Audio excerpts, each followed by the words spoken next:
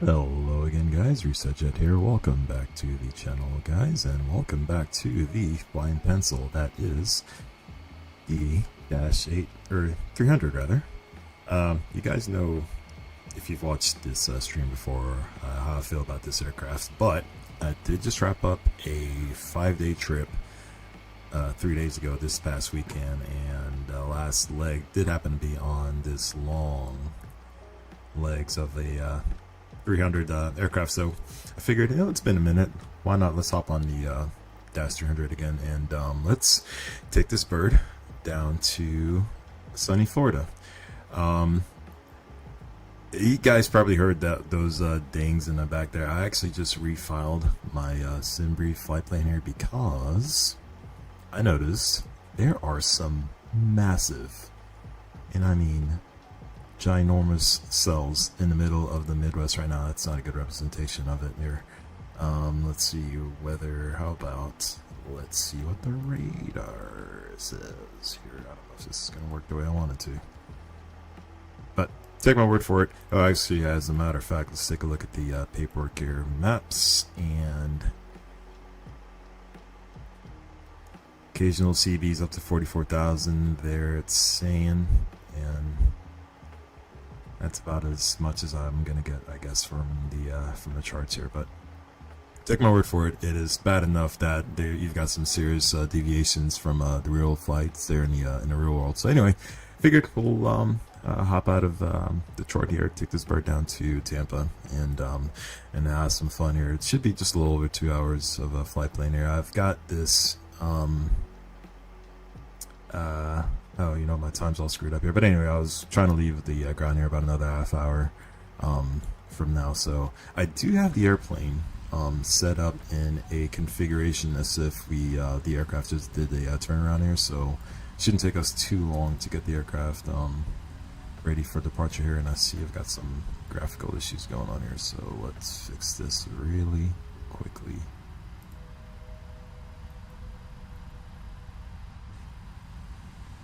There we go. Get you back to medium. Awesome. All right. So since I'm gonna take this leg, I mean, obviously we're gonna have to do both rolls here, but I am just gonna worry about the box really quickly here. Getting our flight plan in, since it's not gonna take too much to pre-flight it as the pilot monitoring here. So let's go ahead and get the IRS aligned, and it should be a quick align. Uh-oh. Yeah, but the wrong. Yeah, give me the pip. Thank you. Make life easy for us here. Alright, there's GPS in the box. And I think we've got the quick align here, so we should be all set to... Nope, maybe not. Sorry. Let's see, what do we have? 7 minutes? Nope, 3 minutes, that works. I think it should work if I input the route here to Tampa, and then Detroit, Tampa, 1. Beautiful. We'll activate that guy, and let's take a look at the route really quickly. So initially we were supposed to head straight south, as you can see here. From Detroit, more or less straight south down over Atlanta, before making our way down into Tampa here. But if I were to unload this and load this back up again, this is what we'll actually do. So most of those cells are like right here over Ohio and Indiana. So hopefully that'll keep us further away. Now granted, the winds are actually moving towards the like southwest here, so these like cells are flowing towards like the southeast. So hopefully we'll be able to get by them quickly enough here. Flight number is Delta 12 3, and we are on the departure is Lids 4 to Groovy. Lids. Yeah, I don't even know what runway we're using here. As a matter of fact, let's go ahead and get online while I'm thinking about it.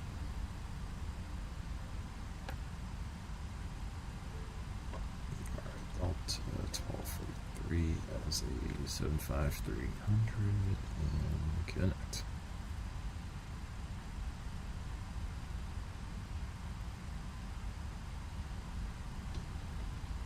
Alright, Detroit. I'm thinking runway 22.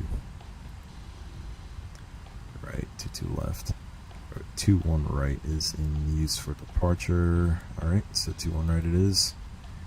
To groovy, route. And let's take a look at what we've got here. Let's do this.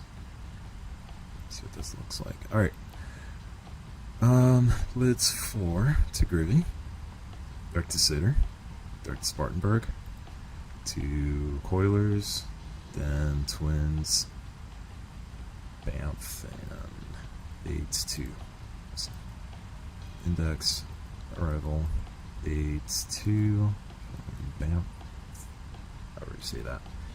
And if I get rid of you, Tampa is in a south flow. We are going to use 19 right. So dates 2. Dates to Jackball.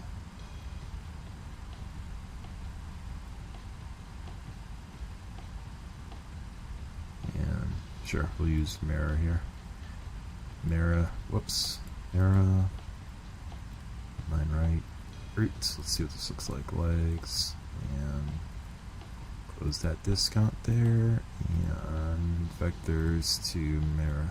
Go ahead and close that there as well too. Boom. Awesome. Let's see. I'll put that to map as well. Zero this out. Zero mine out as well. Let me look at that flight plan real quick. Alright, I'm liking how that looks so far. So, let's pull out the paperwork again here. So it's going to be a full flight, it looks like, with airplane. Oops, 234. Can only go up to 260 or 226. Let's see, our zero fuel weight is 198. So let's add another. How about 80?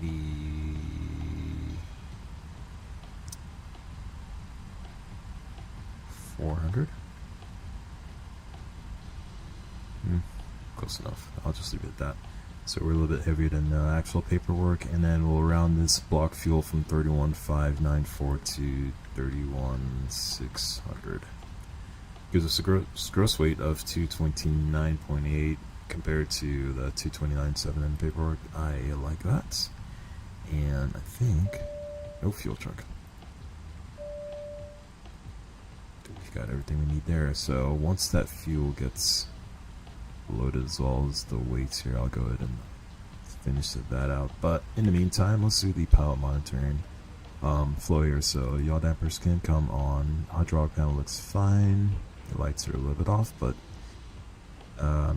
those are mostly as expected. Electric panel looks fine as well. I'll tell you what, I'll go ahead and start the APU here.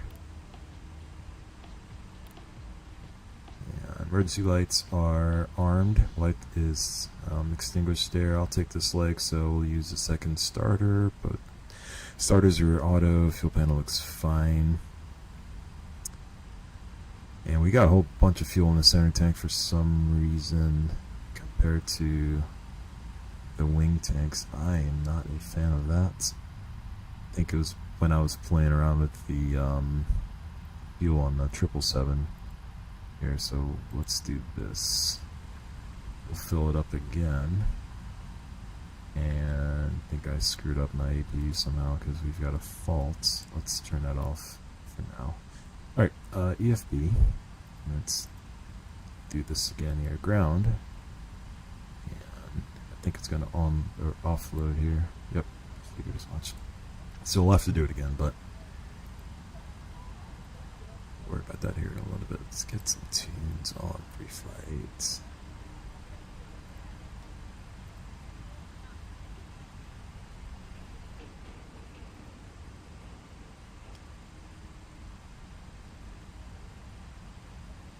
Well, let's see. We can fill this out, so we're going to go up to 350.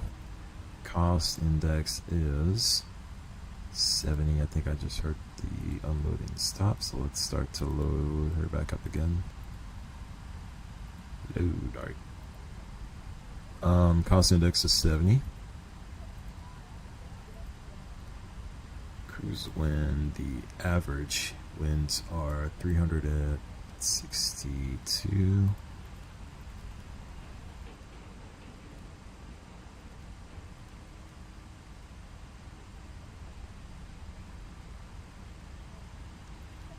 And IKO step size of 2,000 here. And for reserves, let's see, I'm just going to use a total of this, so call it 5,000 even. And it looks like they did get done loading here, so 0 fuel weight. That's a little bit higher than what the paperwork says, but that's just fine. Takeoff, we use flaps 20 more than likely, especially off of 2-1 right here.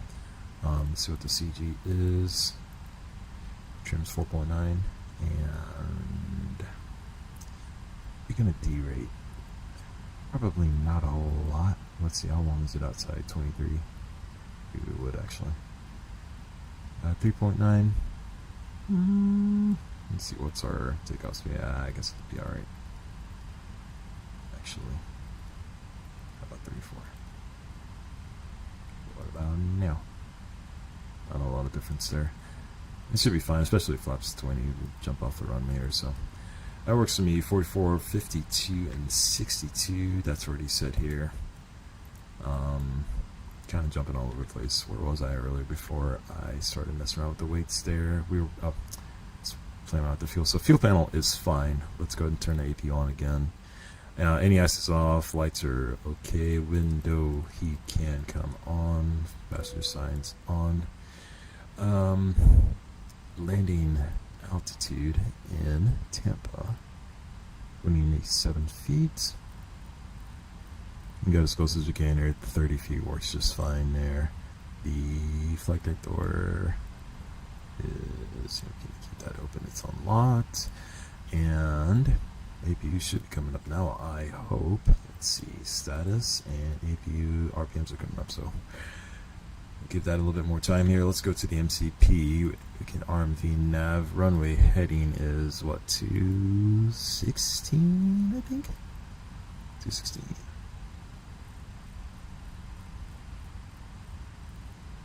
And the top altitude on the lids for RNAV is 17,000 feet.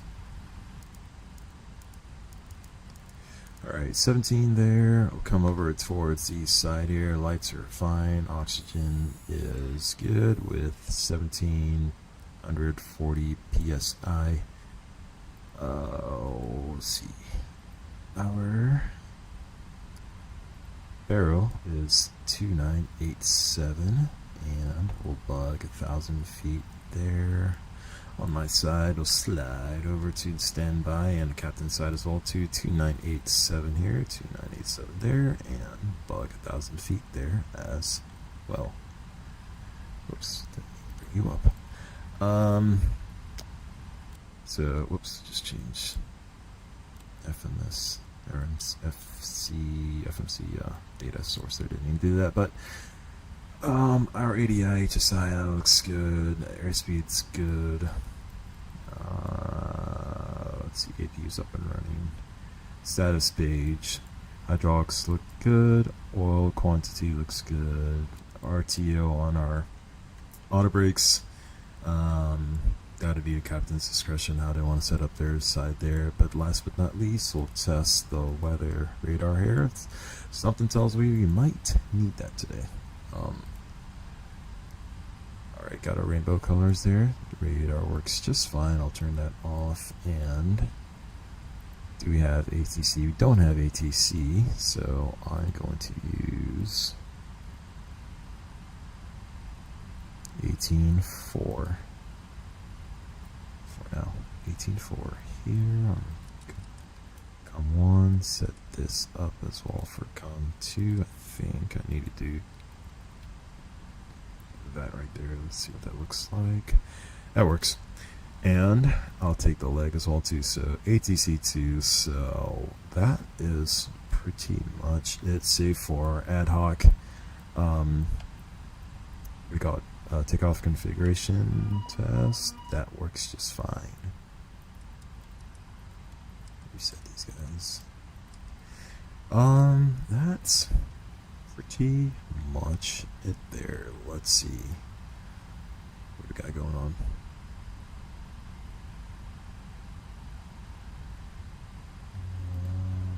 Some brief. I think we're about done here, guys. All we have to do right now is to, oh, that's what it is I was trying to figure out. I need to get our flight plan on Vatson. Sign in here really quick. And we'll file that.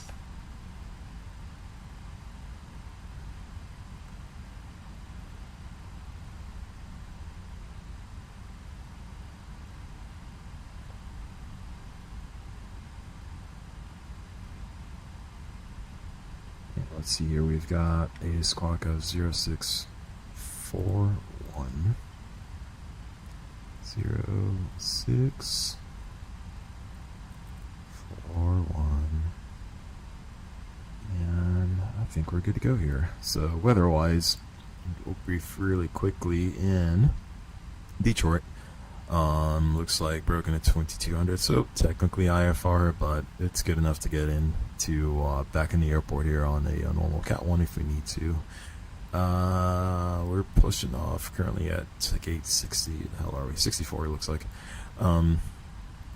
Push back here, go to the top of the alley here, and we'll cross the runway, take Victor, Mike, all the way to 2-1 right. Looks like just 8,500 feet of runway.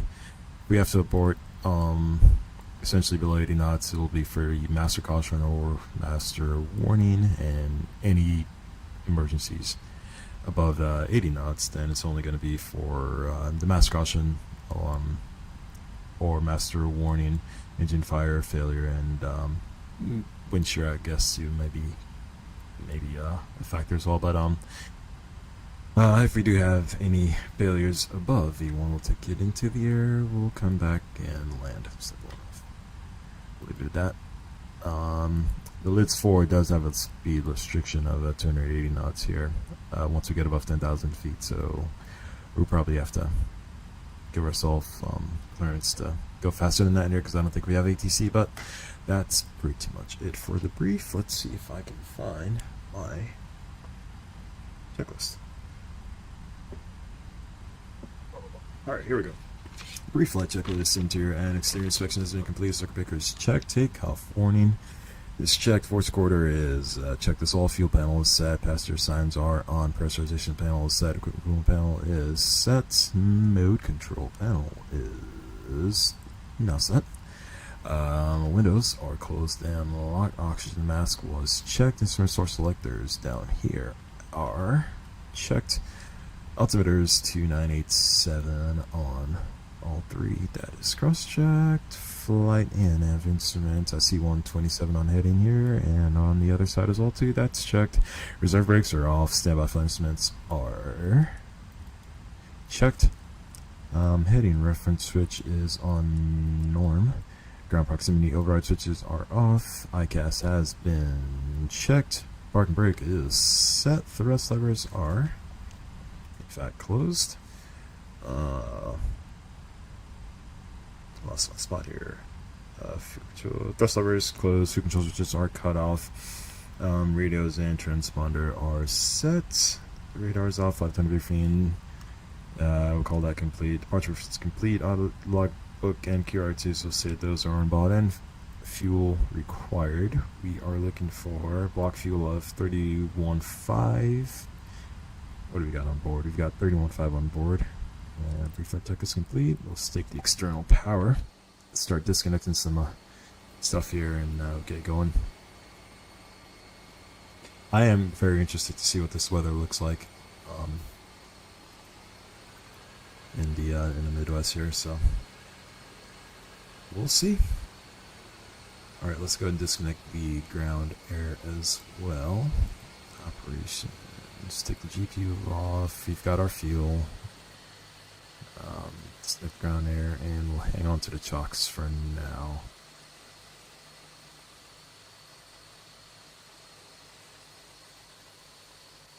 Well, I'll tell you what we can do is let's go and prepare for the pushback here. Look how long this thing is. We'll just push straight back on the line here.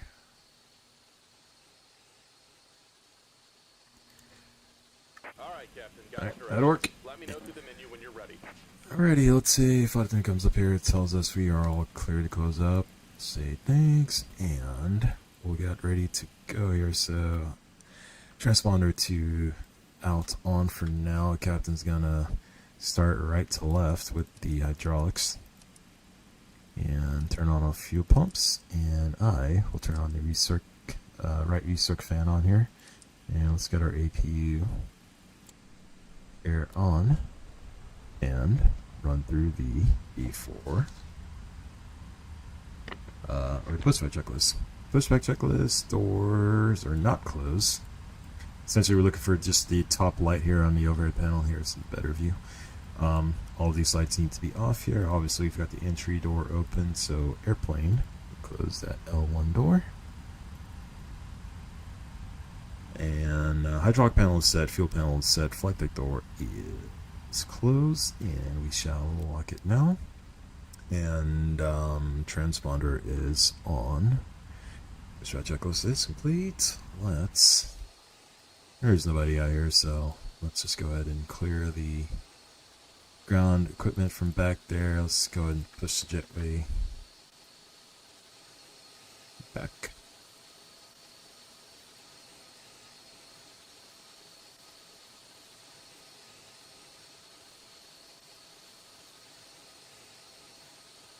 And we'll call for push. Great news, Captain. Your tow's coming. Sweet.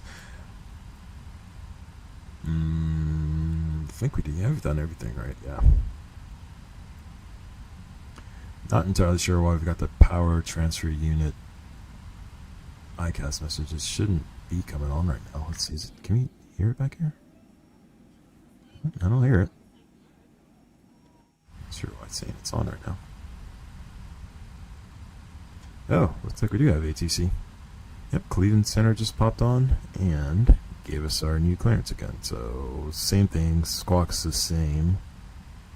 And now they're saying climb via the SID, expect 350 and 10, departures 18, make that 1987, expect 2 on the right.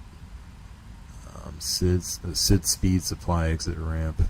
All right. Contact Like 19. We're ready to connect. 1987. That's right. Birthday year. I forgot what he just said down there, but let's go ahead and take the chocks off. We should be able to do that. Chocks, cool. Oh, I didn't realize you had company out here. I just assumed we were the only ones on the runway. Oh, sweet, there. See, now the radar is working, so now you guys kind of have an idea as to what I'm talking about. Unfortunately, it's nice to... Okay, I just screwed something up here. Cloud cover. Don't want cloud cover. We're just want the radar. There it is. So, unfortunately, we don't have an idea how big these tops are, but we can at least see where the rain is.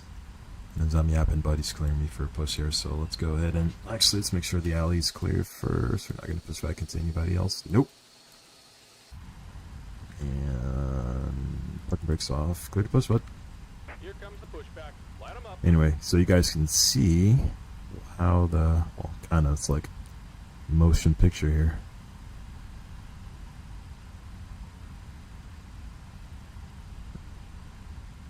Yeah, it's a little bit better representation here, so you can kind of see how this weather is moving towards the south. southeast, but definitely beats trying to go through all this red returns over here by Dayton. So anyway, be very curious to see what that weather looks like. I think you already cleared us to start here, so we'll go and turn the AP bleed off first. Back to off, AP bleed back to on. Bleeder looks good. We'll start the left engine, start our timer here for the starter motor. Now, I did just wrap up recurrent about, it's been a month already? Probably close to a month now, but our books say we should wait for max motoring, which is 25% N2, or when you see less than 1% increase in like 10 seconds or less or something like that. Generally speaking, I don't even wait till 25. I wait till about 21, just because once you do flip the fuel control switches to run, it takes... Let's turn our radio down a little bit here.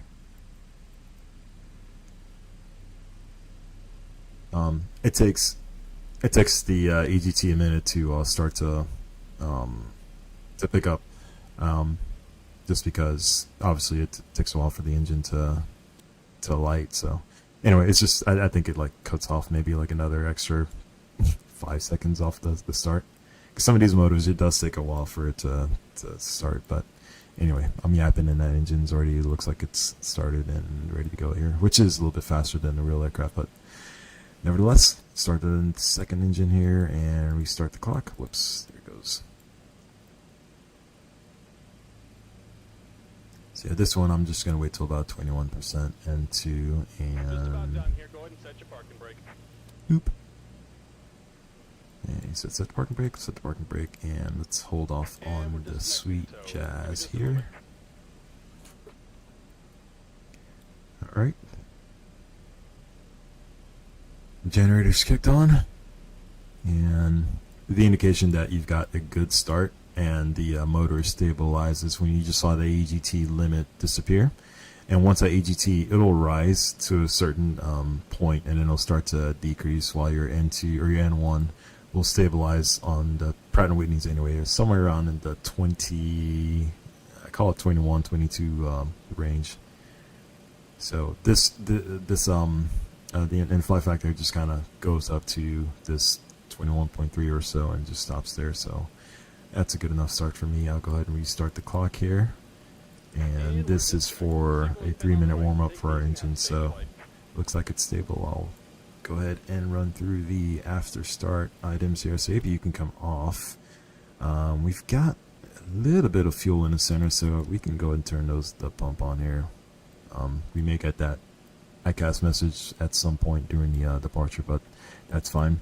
APU bleed and isolation valves can be closed, and it'll open up the engine. Bleed valves, APU or X on, and recall, we'll check that. Auto brakes, the RTO, and flaps.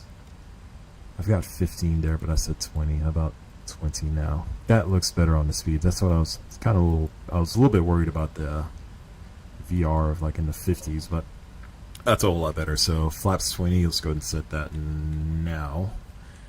And that's right, I keep forgetting that it automatically bugs your V2 speed here. I know it does the speed bugs for us, which is really, really nice.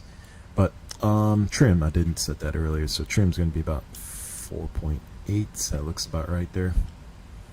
Alright, after our checklist, engine AIS is off.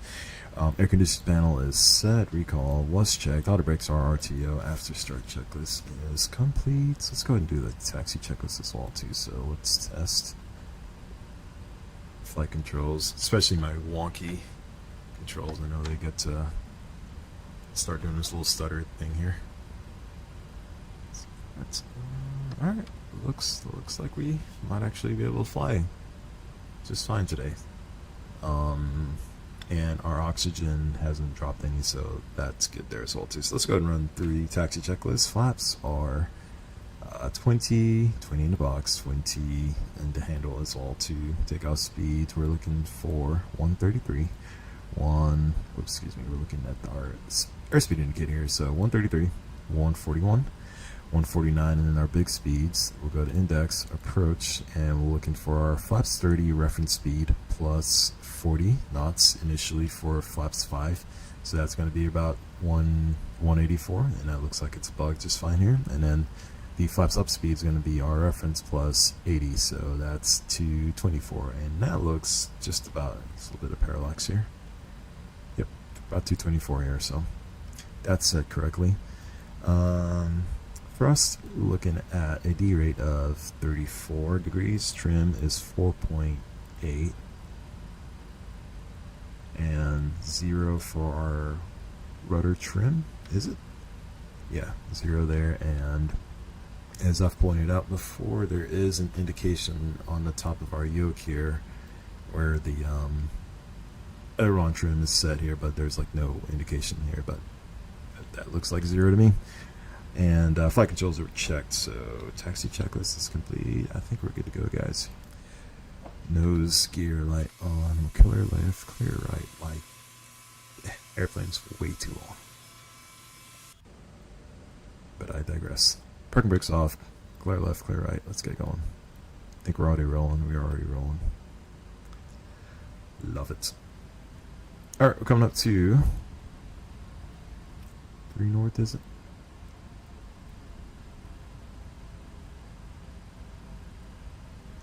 That's spot 5.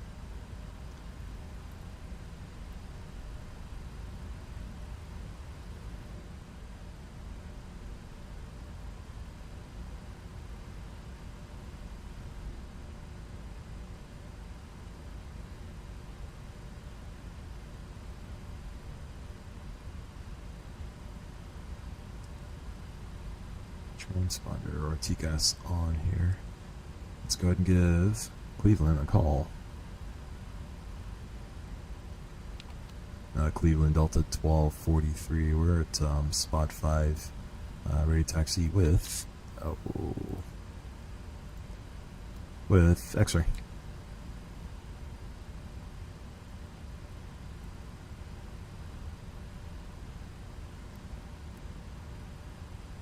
Roger, going to 2-1 right via Uniform Golf Victor Mike, cleared across 2-7 right for Delta 1243.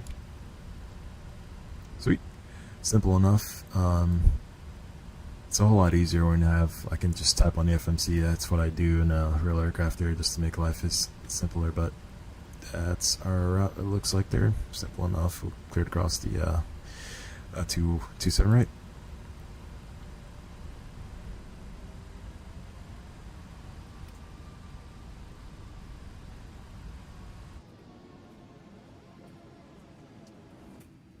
Sounds kind of weird. I don't know if it's something I've done on my end here, but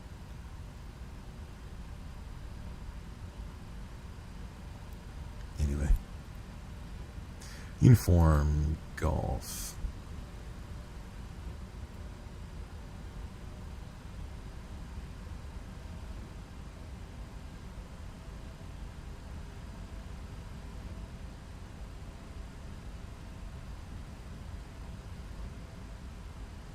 So many aircraft, in my opinion anyway, in Microsoft 2020 and 2024, to do a really good job of simulating ground roll, I think anyway.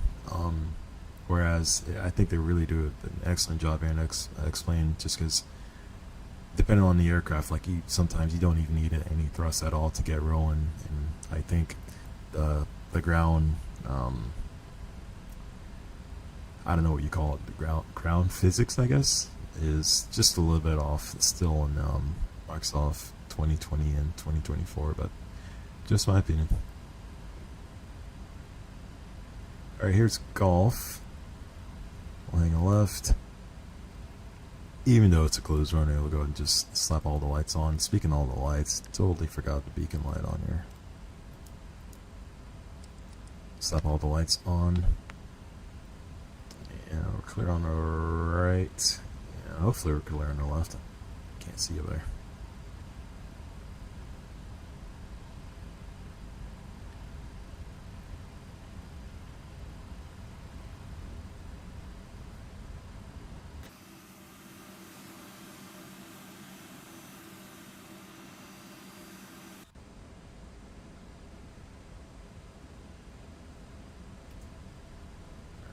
That's good enough. Turn the lights off here. And we'll be making this right onto Victor. And all left on Mike.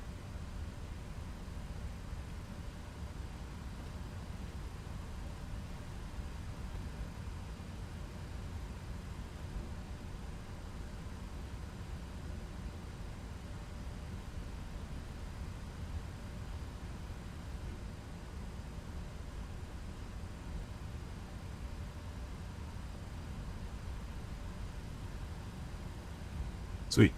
Alrighty, on the home stretch now. Let's go ahead and do a navigation brief really quickly here. So we're at Detroit going to Tampa off to one right. It's the lids for our nav to Groovy. First fix is Jolu, and we are going to be using an LNAV and VNAV going to 17,000 feet, but we do have an adder below 7,000 initially at Yimi, 9,000 at Howard, and 15,000 at Kozlov. But we also have, and I'm not going to put it on here because I know they'll screw some things up here, but we have a 280 knot limit on the SID until Cleveland tells us otherwise. Didn't mean to do this. Let's clean that up.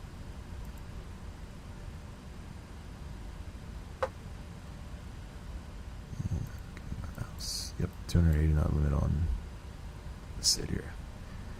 Which I think we can keep this page up here. Alright, so let's go ahead and knock out the before takeoff checklist really quick. Running position, index page here, 2 on right, we'll do full length inside and 2 on right, full length outside at Mike 6. 2987 still, we've got X-ray and not a whole lot of changes here. Special, winds are still the same. Clouds changed a little bit here, not a lot of difference. And we're continuing with the before takeoff checklist. Flaps, we have got flaps 20 indicated, flaps 20 in a box. Navigation briefing's been completed. Transponder can now go to TARA. Flight attendants have been notified. Actually, I need to do this. Otherwise, we're going to get dinged to oblivion here. And PAX, our auto before takeoff checklist is complete. Alrighty. And we got 10 minutes on our engines here, so they're nice and warm for us. We are all set to go here.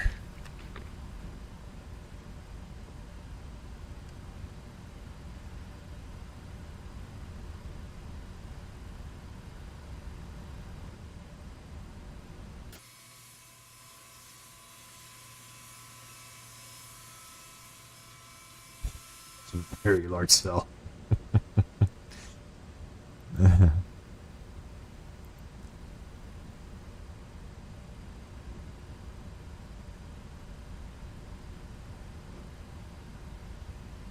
Let's get our name in the hat here before we get stopped.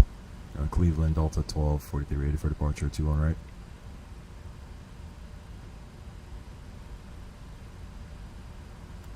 RNF Joe Blue, clear for takeoff, 2 1 right, Delta 12, 43.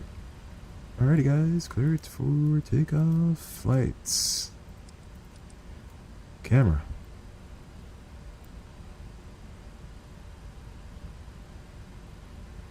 And let's see, last but not least, we are looking for a takeoff minimal fuel of 30 point, I'll round it up to 4, call it 30.4. What do we got up top there? We got 30.8.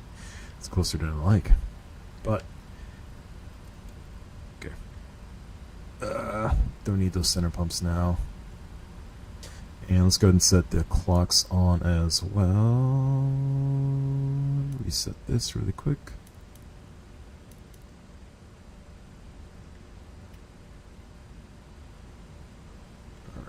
Should be good enough lead. Maybe a little bit too much. Yeah, just a little bit too much, but that's alright. Alrighty,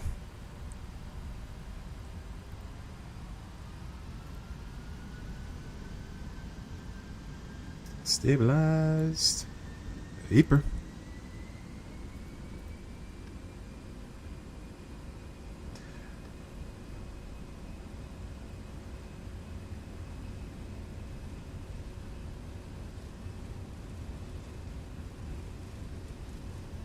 Weather's serious.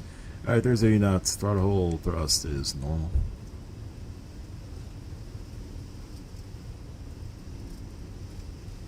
Whoa, we are rotating way too quickly here.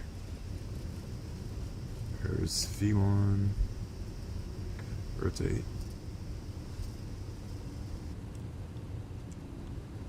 Alright, gear up. LNAV's active.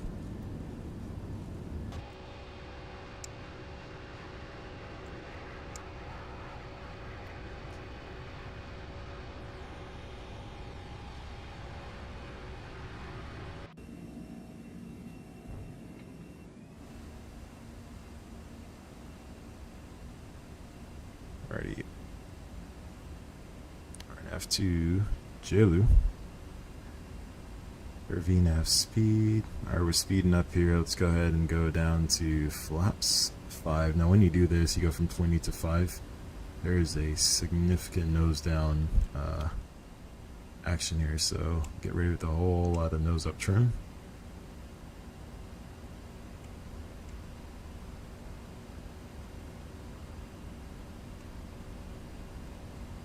Uh, 2.3 climb VF Delta 1243. Flaps 1. Coming thing flight 350 and no restrictions Delta 1243. Sweet. No restrictions on the climb. Let's go ahead and go flaps up. And I'm going to turn the autopilot on here, make our life easier. Now we'll go to climb, and just to skip all those fixes or all those transitions, or what do you call them? Anyway, we'll go to climb direct, and it'll delete all our restrictions. That's the word I'm looking for us here. Now, that being said, we still are restricted to 280 knots on the climb out here, so we still need clearance to go faster than 280 knots once we're above 10,000 feet. But for now, we can climb all the way up to. Oh yeah, I did clear us 35. Let's put that in the box as well too. We're in MCP rather. 35.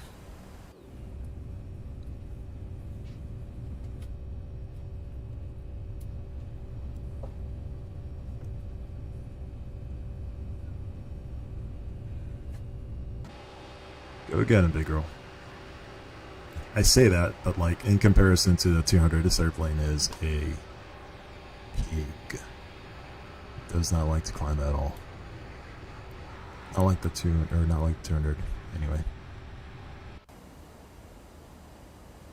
Never flown the 737 NGs at all, or any 73 for that matter. But my assumption is this is probably what it's like to fly 73-900 or the Airbus A321.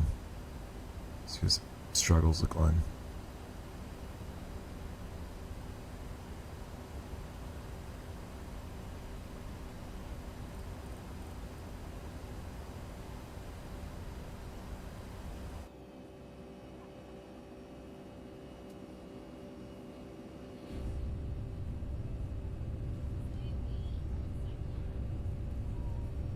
The one thing I do like about these mango sounds is you get like this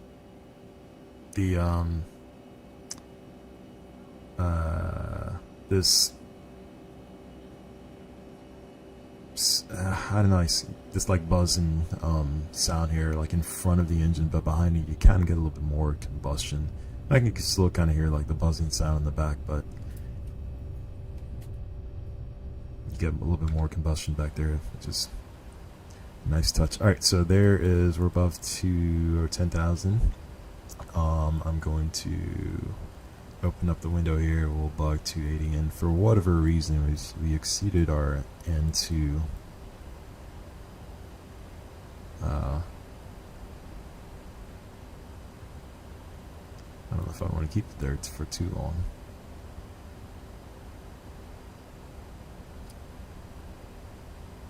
Could legitimately have like an engine problem with this flight factor if I'm not too careful with these engines here, so Pretty worried about that right now, actually.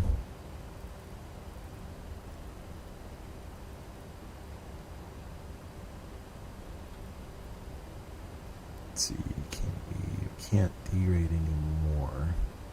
Continuous is just going to give us even more power. I really don't know what to do in this situation, guys. I don't want to do that. Just make it worse.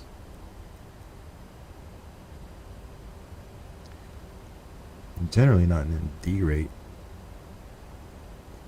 in a climb like this, so I don't know.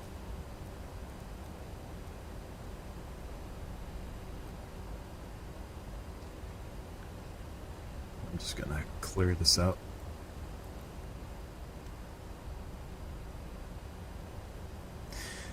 Well, we are on our way.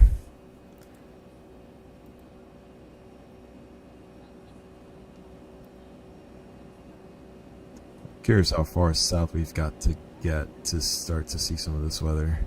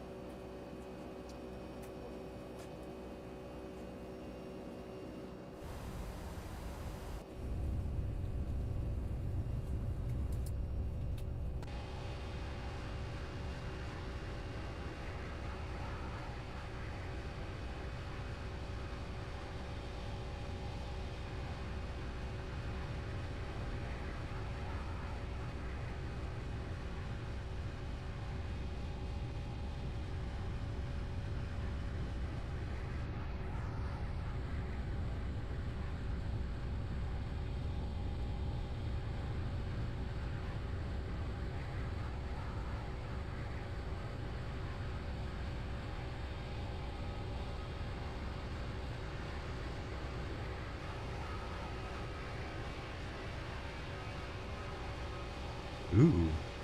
So, you can kind of see some build-ups like way in the distance here. Let's, which camera do I want to use? This one.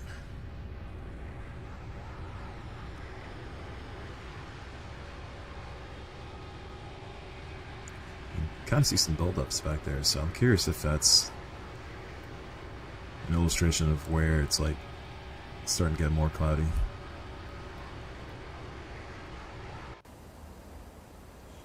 Well, we'll just have to wait and see. But it looks like around the time we can make this turn south past Groovy here towards Sitter, we should start seeing some of this weather off towards our right here.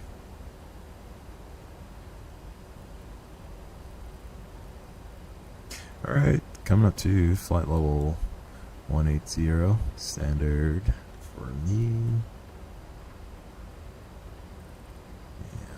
For thee, and I'll run through the climb checklist. We'll turn our lights off, and climb checklist altimeter is 2992. Cross check. Climb checklist is complete. Let's get some airports here. So we're technically over Canada right now, making our way eastbound to get away from this weather a little bit.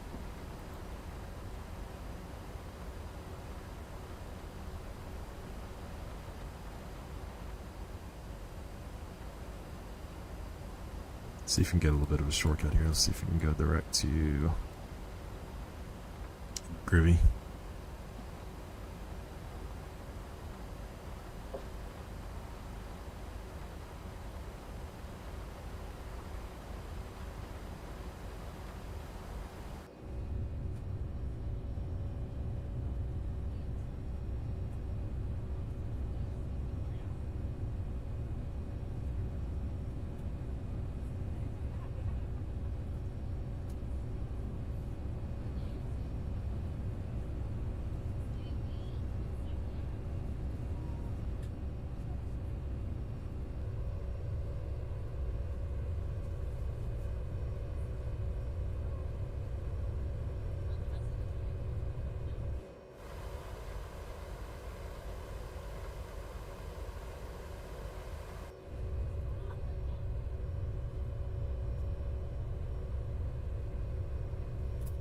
Just realized I didn't have any of the freaking speakers on, guys. Sorry about that rookie mistake.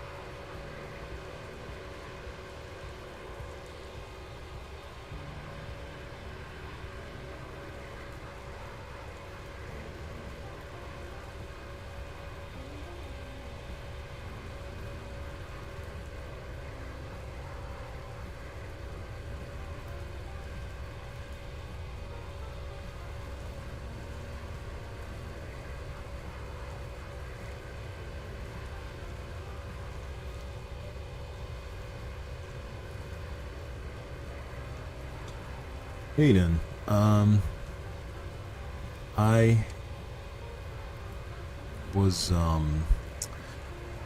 was working at the time that I started taking lessons.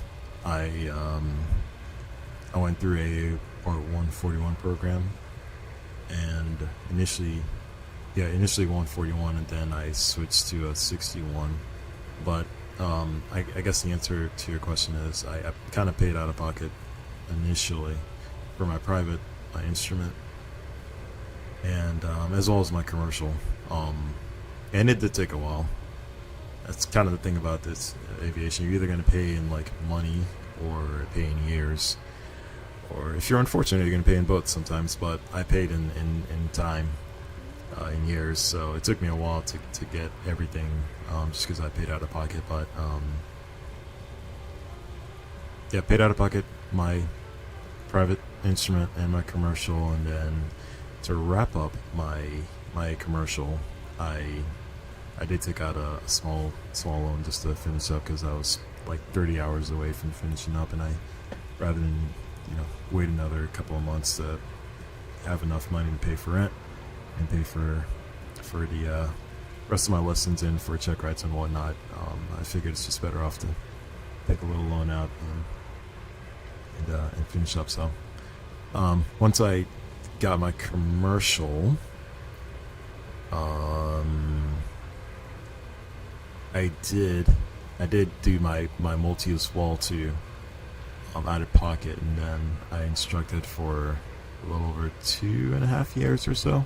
Now, I avoided instructing for the longest time, but in the end, it actually, I think it helped me become a better airline pilot. So again, not everybody's path, but that was mine anyway, and it took me about 8 years to go from 0 time to about 320 hours or so when I wrapped up with my commercial. But then it took me just 2.5 years to go from 300 hours to 1,500 hours. So there's that.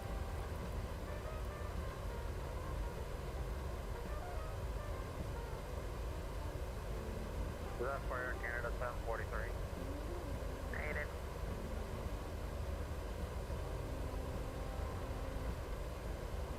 Delta 6069, cross the TPA, Echo Tango Golf Map, and maintain level 33 direct. Delta Echo Tango Golf at 330, Delta 60.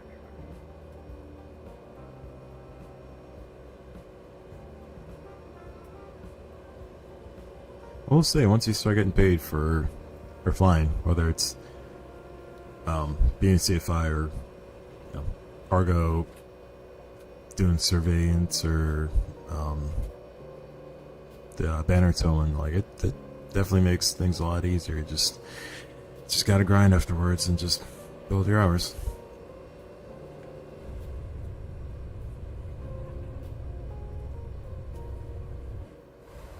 I think we just crossed. Or we are crossing. Like here, there. There's Cleveland.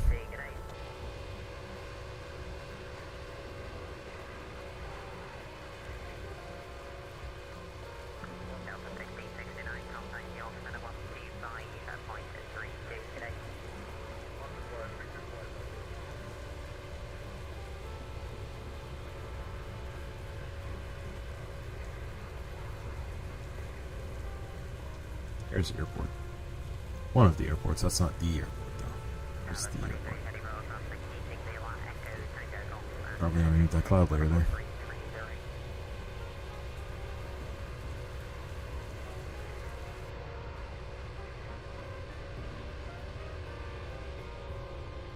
Now I mentioned this airplane was a pig, didn't I? Look how long it's taken for us just to get up to the 30s. 16 minutes in, usually you can reach cruise somewhere in like the 22nd, 23rd minute once you start your climb, if you don't get held up too much. But this tailwind's probably not helping us much either, so there's that.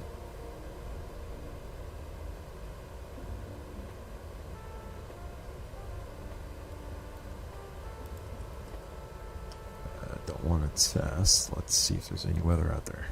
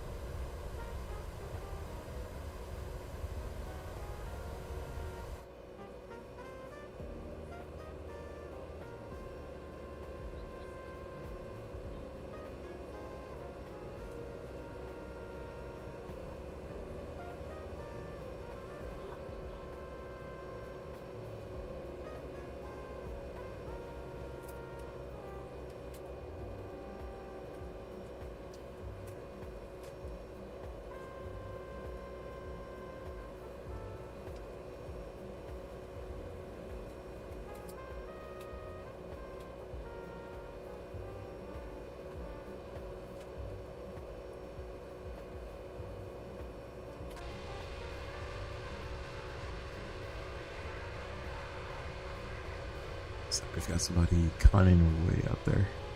Who could that be? Probably this person. Going up to LaGuardia. 7-3. Nice. Out of Midway, probably southwest. I don't see a call sign for some reason. Yep, there it is. Southwest 4535. Cool beans.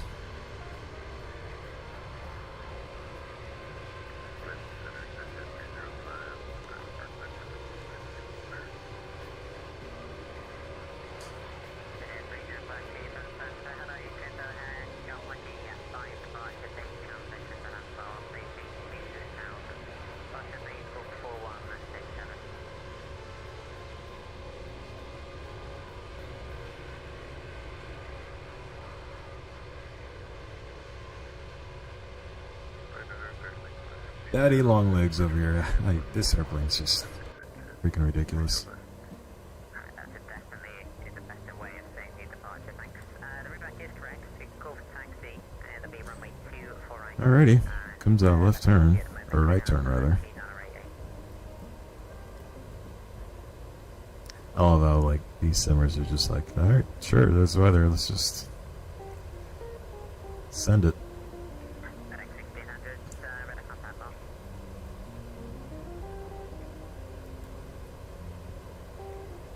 Yeah, we are really struggling to get up in the 30s today.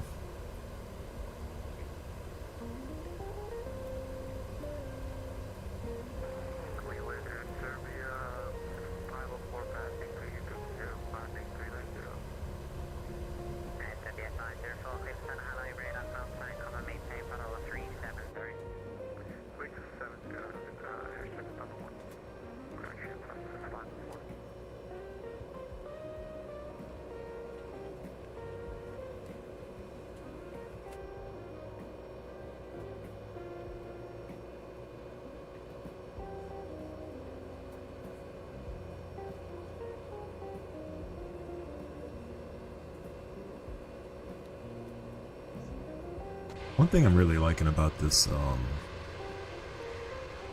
these clouds here is just how they cast a shadow on the ground here in X-Plane. Like I don't think it does it do the same in Microsoft, like to this degree. That's like the one big thing about Flight Sim to me that I've been ranting and raving about. Like I just think environmentally it just seems a lot more realistic than X-Plane here, but just the way these shadows are casting or these clouds are casting a shadow on the ground here, I mean, it ain't bad. Not bad at all.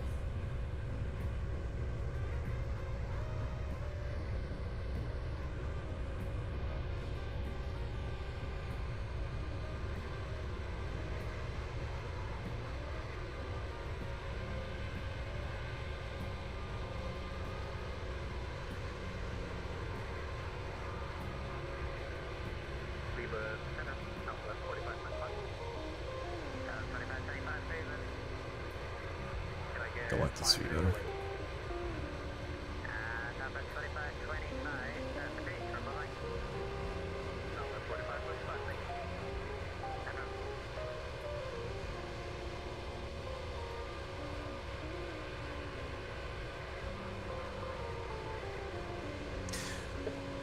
Let's see here.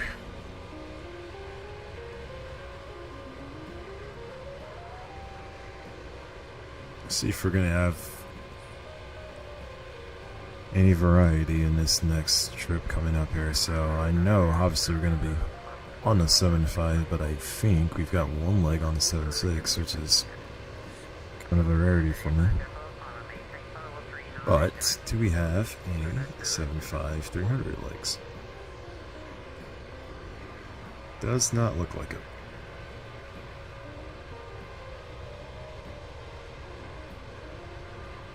And this is a 1, 2. So my next trip supposedly, it's technically a 5-day trip, but doesn't really count.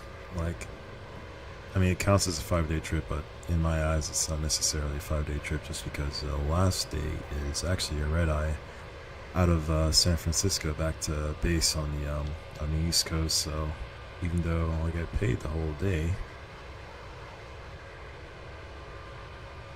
we arrived pretty early in the morning. And oh shoot, I actually got to set my jump seat. Actually, I think I've got more time. I've got a couple more days still, I think. One of the perks about when you go to the majors here and you start to commute is you can actually set your jump seats to and from work if you can do it in time anyway before somebody else gets your flight. So it's kind of nice having a guaranteed flight home if you can get it.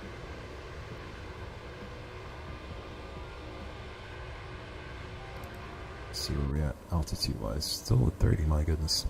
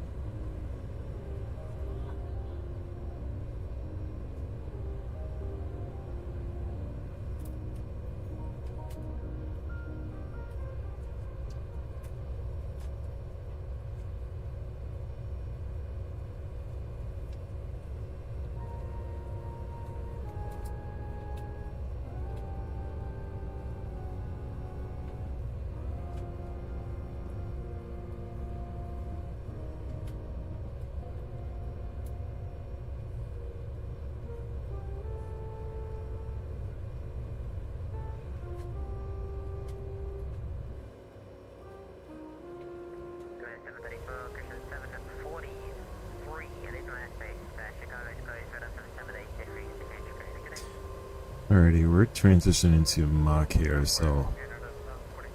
Ooh, oh, looks like we got his return on our radar here. Where was that?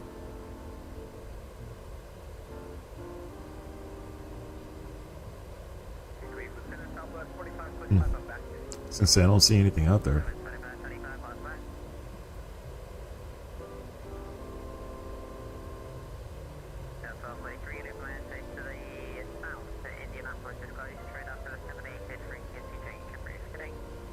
Frequency change approved. Have a good one, Delta 1243. Alrighty, we're on our own.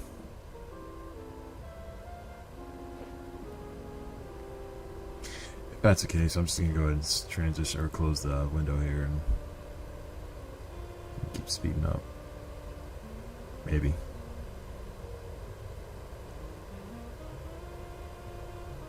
Now, I will say, in a real aircraft, in the real world, like, if you have a tailwind during your climb, like, the airplane does struggle a little bit to climb just because you've got the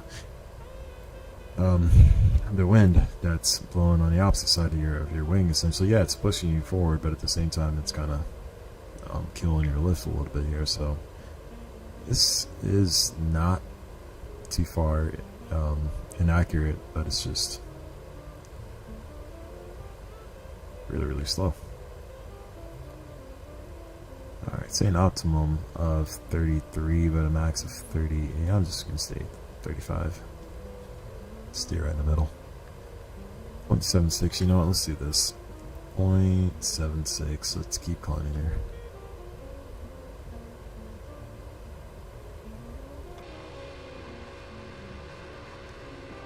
Worry about speeding up once we get to cruise.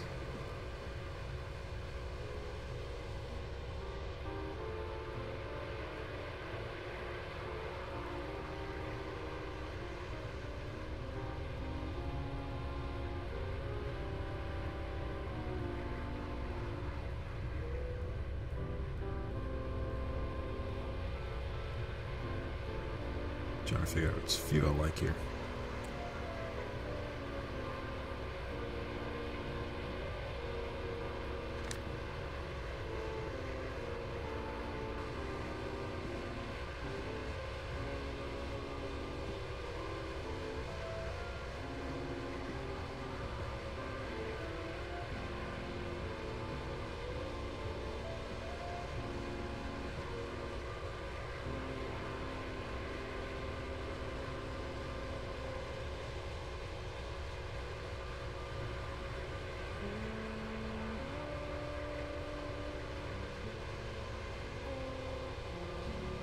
So let's see, scheduling wise, I am supposed to we'll be flying this weekend.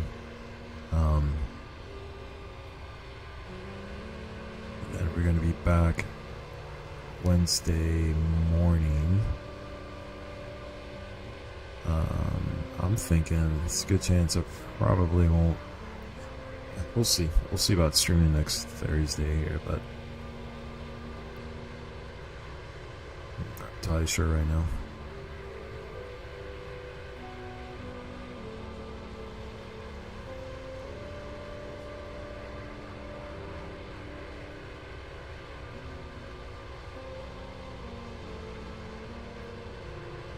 So let's see, last week, no, let's see, now it's been 1, 2, 3 weeks, so almost has been a whole month since recurrent. Now, I thought about doing a video tutorial for the 7.6 because for my recurrent, we actually use 2 767 simulators on. It's a 2-day process. Day one sort of like not really a refresher.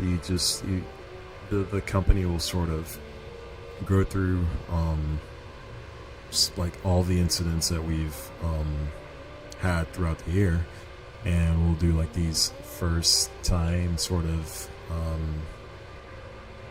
emergencies, I suppose you could call them, that it's not like a pass or fail thing. The company just kind of wants to see, okay, is what we've been training, is this actually is this what you guys are doing? Is this what's going into effect into some of these emergency situations? So they kind of want to get a first look at some of the emergencies that we'll go through.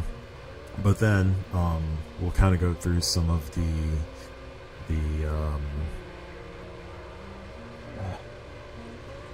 like overarching theme, I guess, if you want to call it that, of what like the most major, quote unquote major incidents have been throughout the year.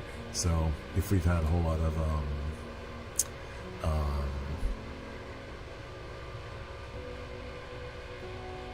upset recoveries, then or when you get the aircraft into I'm forgetting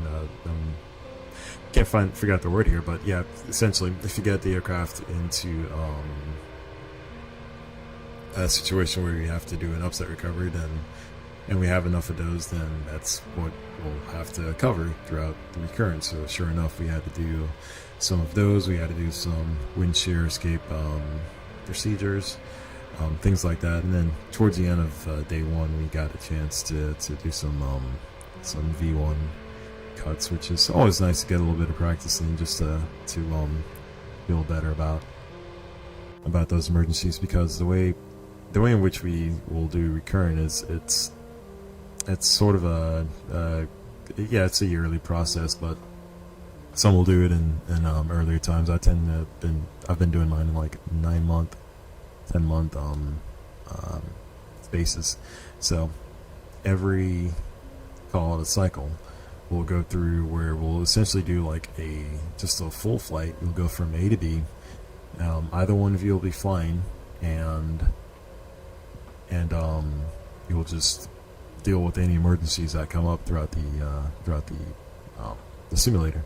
Now the second time, so the next time when I do go to the sims, it'll be nothing but maneuvers. So it's just, engine failure, you lose the motor at V1, and we'll stop at the initial altitude. Okay, we've gone through the process of fixing the problem. Now we're gonna set you back up for like a 5-mile, base to final or something like that, and land with single engine ILS, or don't do a single engine ILS go around, which is probably the toughest thing to do. So next time we'll go through the sims, that'll be like the next process, or the next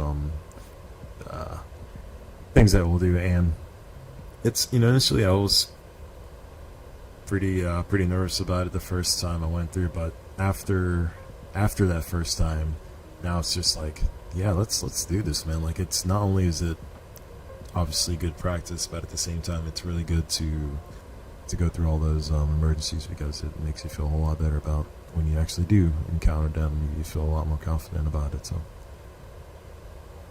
I don't have to worry about it for another 9 to 10 months here. But okay, so I'm seeing storms. I'm seeing clouds up ahead here. I'm curious if these are our storms. Let's see what this actually looks like on windy, cloud coverage wise.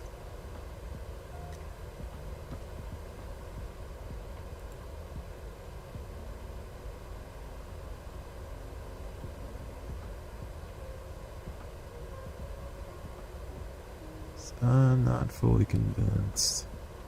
Okay, so let's see if we're currently at Sitter. Sitter is somewhere around Charleston. Nope, that's Pittsburgh. So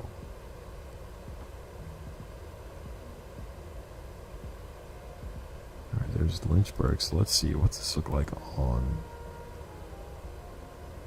radar here.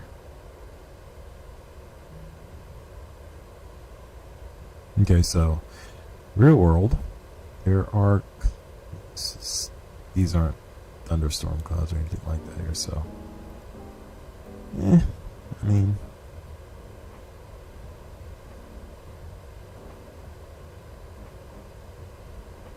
I don't know, maybe we're still pretty far away from it, but I would have hoped. Now there might be, it looks like there's a CB way out there in the distance.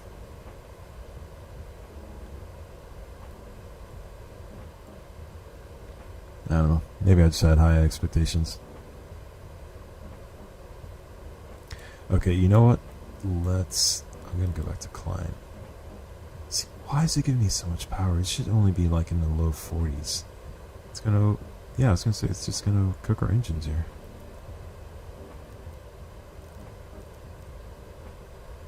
So I'm very perplexed.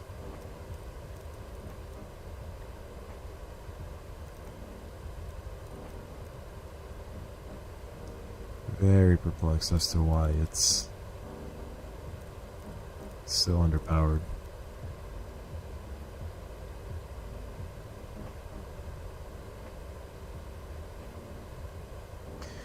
I did take the CFI route to get to the airlines.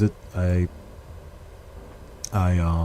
avoided it, as I was telling Aiden a while ago. I avoided it for a while, but yeah, eventually I took the CFI route. And you know, you may not be the best teacher, you may not think you might be the best teacher, but I promise, just going through the process of having to teach someone something about a maneuver.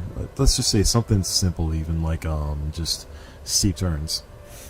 Teach them why we do steep turns, and you know, explain the whole, like, the physics behind it, and why we need to do what we need to do in the aircraft to make sure it stays like we maintain altitude. But like beyond that, just the process of having to plan for the flight, figure out where you're going to go, practice area wise, actually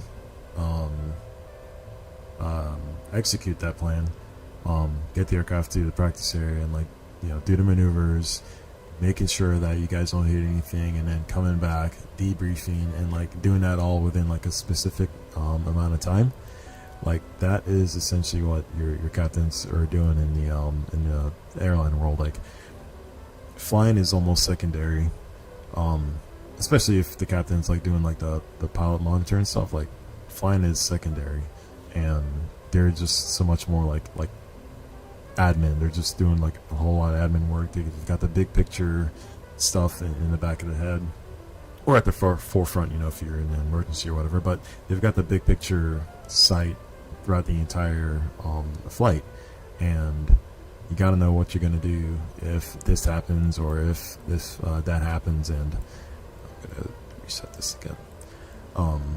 And that's essentially what I learned anyway. I can't speak for everybody else, but that's what I learned as a CFI. Like, all that stuff, it's like, oh, dude, this is like what captains do in the airline world. They're just doing it on a smaller, quote unquote, smaller, like, scale, you know. So, if the CFI route is an option to you, I would highly recommend it.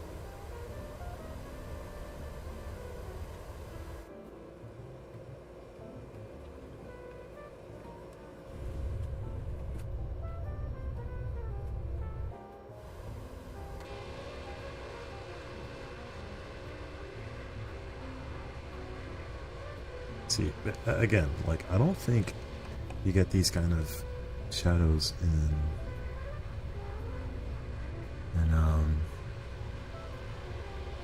2024 or 2020. Just kind of gives you a little bit of sense of scale. But again, it's been a minute since I've used 2020, and I haven't seen anything like this in 24. So I don't know. Maybe I'm just misremembering. Alright, so we're cruise. I'm gonna close our window out here so we can speed up, and at the same time, let's go ahead and get the seatbelt sign off.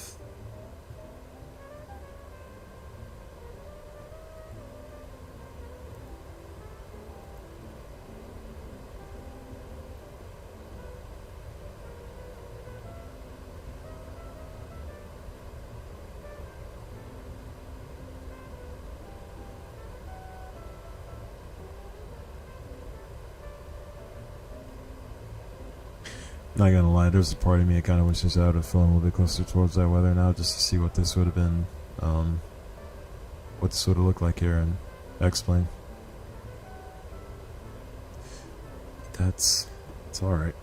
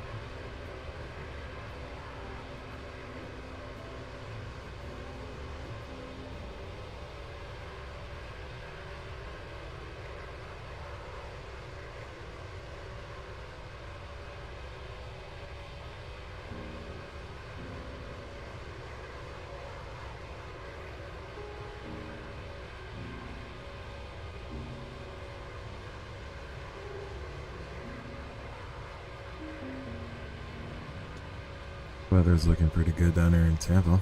I don't think it's gonna change a whole... Yeah, it's not gonna change much at all.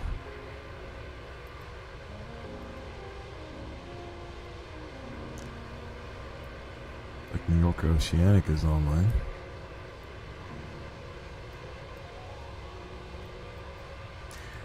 One other thing we could do here is, let's take a look. So we're about to cross Sitter. Take a look at the flight log here. And how accurate my sim brief profile is. Supposed to be crossing with 21.2 gallons. Here, what do we have? Progress 21.7. So a little bit on the above our fuel here, which is always a good thing. But we're supposed to land at 13.1 and 10.8. So it's actually, it's not looking too shabby, dude. Not too shabby.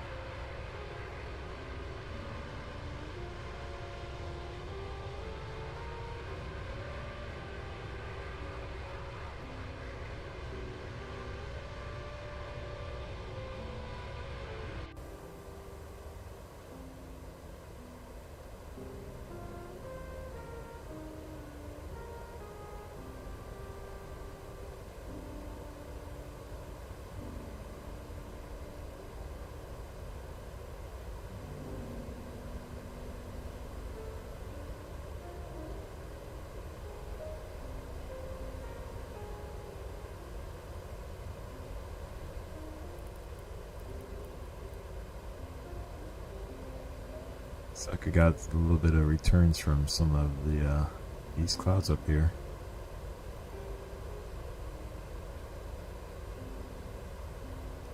Yeah, so I could believe that some of these are in that storm. So still graphically not what I expected, but something.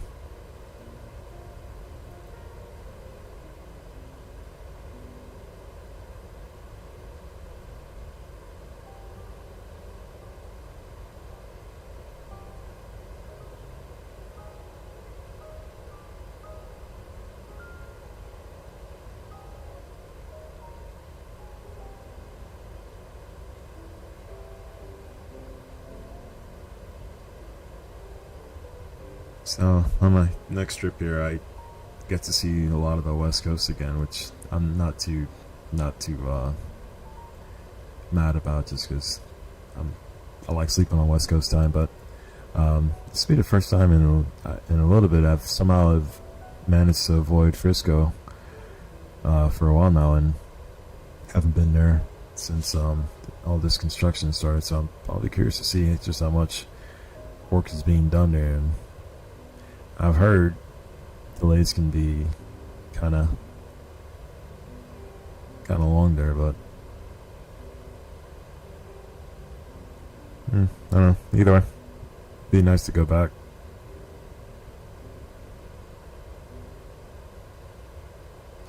We will be leaving at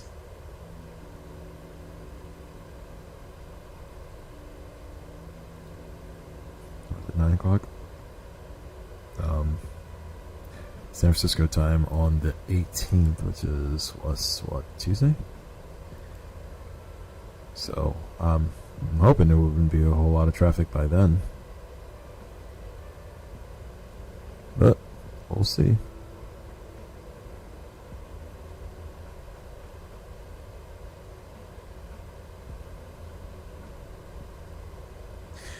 We shall see.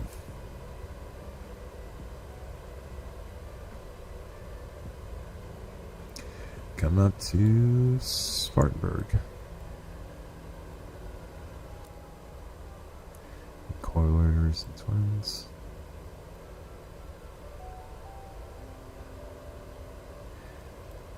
Getting there slowly but surely. Let's see. It's dates to. Really don't have any speed restrictions or altitude restrictions until Jackball down there at the very end.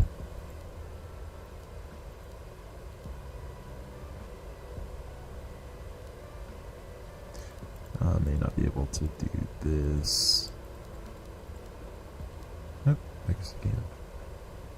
Let's see, cruise. So we're cruising now. How about 290.79?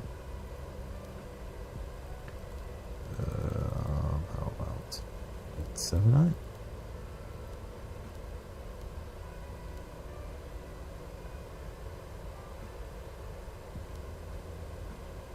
No, don't slow down now. Tornado.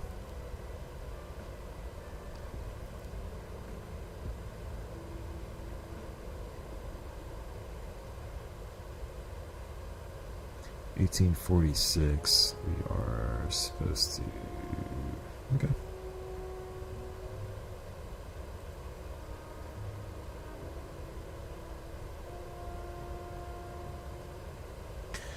I'm sorry. What does the purple box represent, where the PDF speed tape would be? Purple box. Get rid of this for you. Purple box. Where speed? Oh, so when you don't have a speed tape, that's what's called a fast slow indicator. So if you can think about it as like as an ILS. Right now we're planning for 0.80 during the cruise.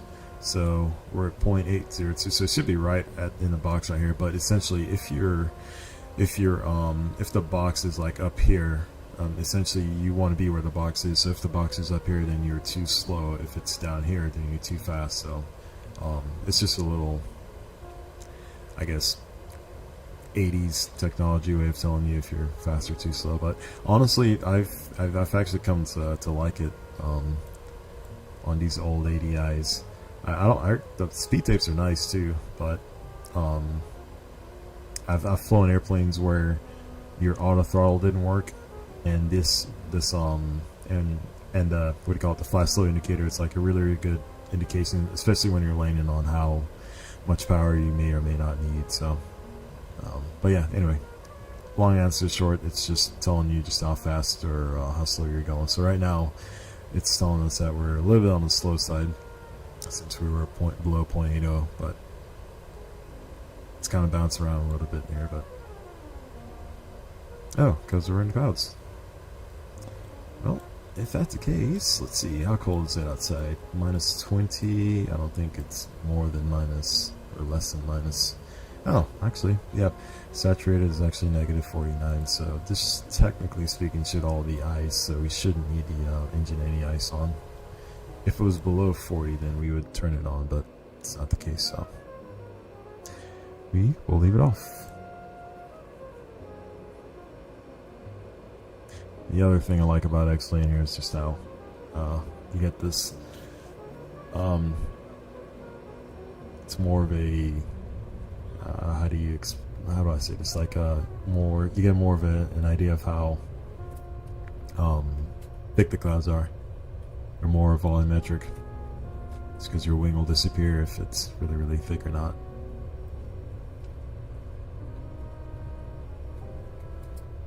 Transitions are pretty cool too, dude. I remember Microsoft Flight. Oh, that's pretty cool. I remember Microsoft 98, I believe, and being like excited for like Lego block type looking volumetric clouds. I thought that was like the best thing ever. Now, obviously, graphically speaking, like I think some of Microsoft's clouds are a little bit better than this, but like you don't get views like this either. I don't think so. Anyway, in FSF 2024 or 2020.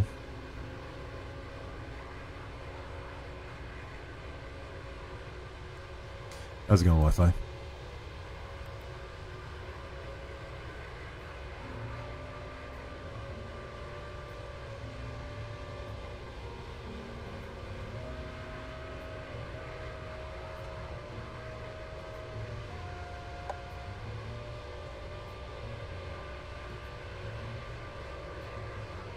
I almost feel like we're flying in the desert right now. This is West Virginia.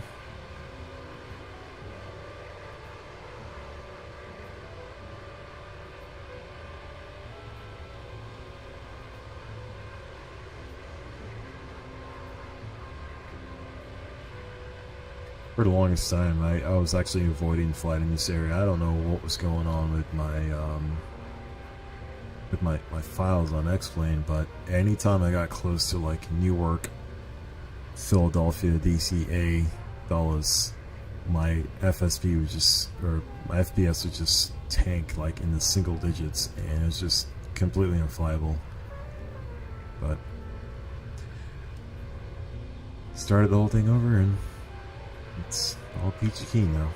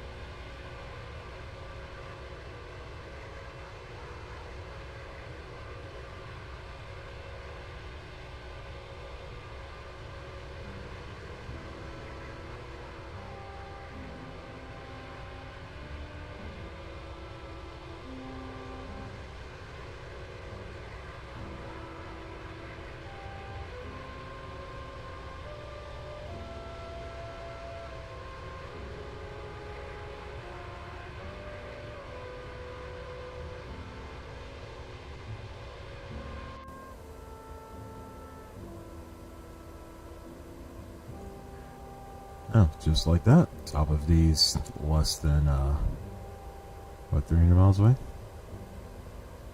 Ish.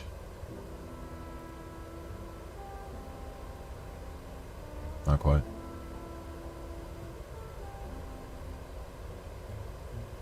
Alright, I guess it's good enough time to go ahead and start setting up for the approach here. Let's see what the weather is down here in Tampa. Probably hasn't changed a whole lot. Yep, still winds out of the west. VFR meters 3003, or I'm sorry, 3007.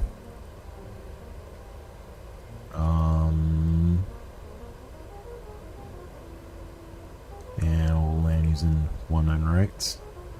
And again, I already talked about the dates too. It's really no speed restrictions here. It just got 6,000 in jackball. Let's land for 19 right. Let's see, 1085. Let's do this. 108. Oops. 85 and I would change this course here, but I know it's not going to make a difference, so I'll just leave that at 108. Even the course, actually, I think the course you can save the course here, but I think it's the frequencies that don't get saved. So let's do 187. Cool. Alright, that works. It's good enough. 187 and decision height of 221.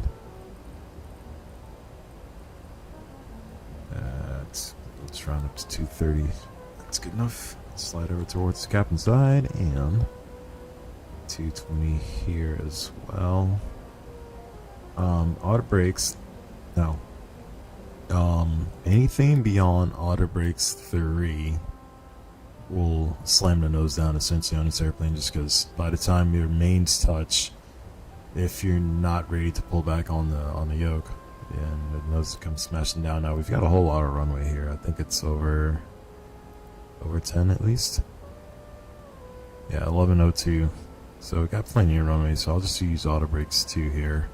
More than likely we get off at probably whiskey 3. If not, we got whiskey 2. We'll taxi back and we'll park up here on the airside E. Like 60 something.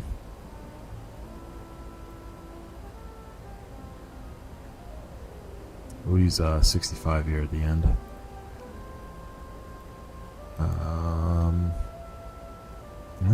That's about it. We're pretty much already set to go, guys. About as straightforward as it gets these days.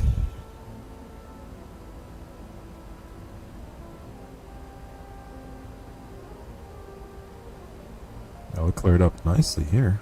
Where are we? There's Spartanburg.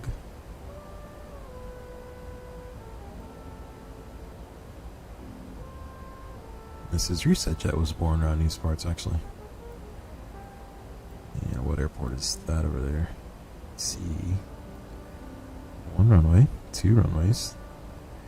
Yeah, it got me.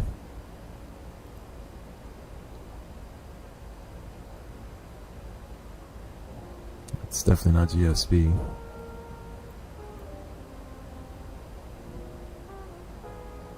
Where's GSB? This can't be Spartanburg right here, because this is... Oh, I'm an idiot. This is Spartanburg, just right here. It's one big damn long runway.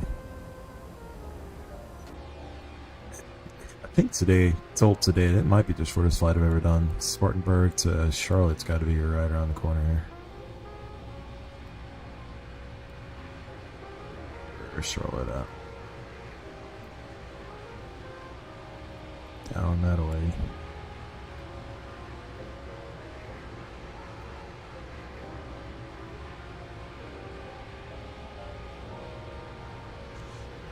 Yeah, back in the regional days, I remember we actually did that flight just before we hopped into the sim. So essentially, we before you went to the sims, when I was at the regionals, you had to get all your memory items, not memory items, your flow. You had to get the flow down and the procedures down before, you know, you could go waste money in the sims trying to figure out how to start an engine. So you got your flows down using all these like little trainers, and the trainers were nice in the sense that you could sit in like a mock airplane. Your instruments would work in front of you, but you had no controls or anything like that. So the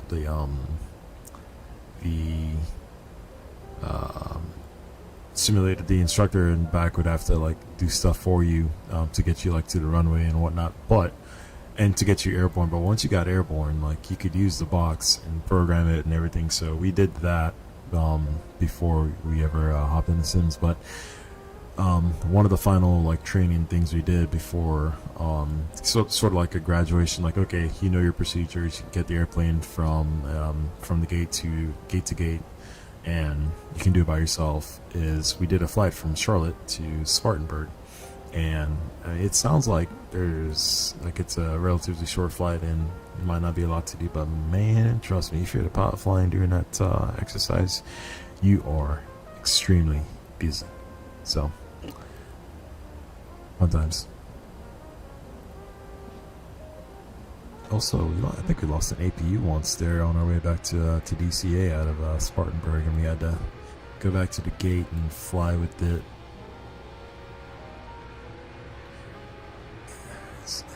Actually, was it? I think it was working. I tried to shut it off, but like the door wouldn't close, so we had to fly with the door open.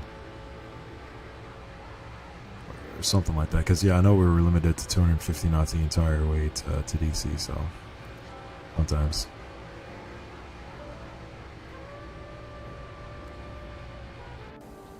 Well, I suppose since we've technically already gotten everything done for the approach, we can actually brief it now. So, weather-wise, as we actually, you know what? Let's hold off on that for just a few more minutes, considering that the ATIS is going to change here momentarily here. So, don't expect a whole lot of a difference in the weather, but we'll just stand by for a little bit longer until that's changed, and then we can do the brief for the approaching to Tampa.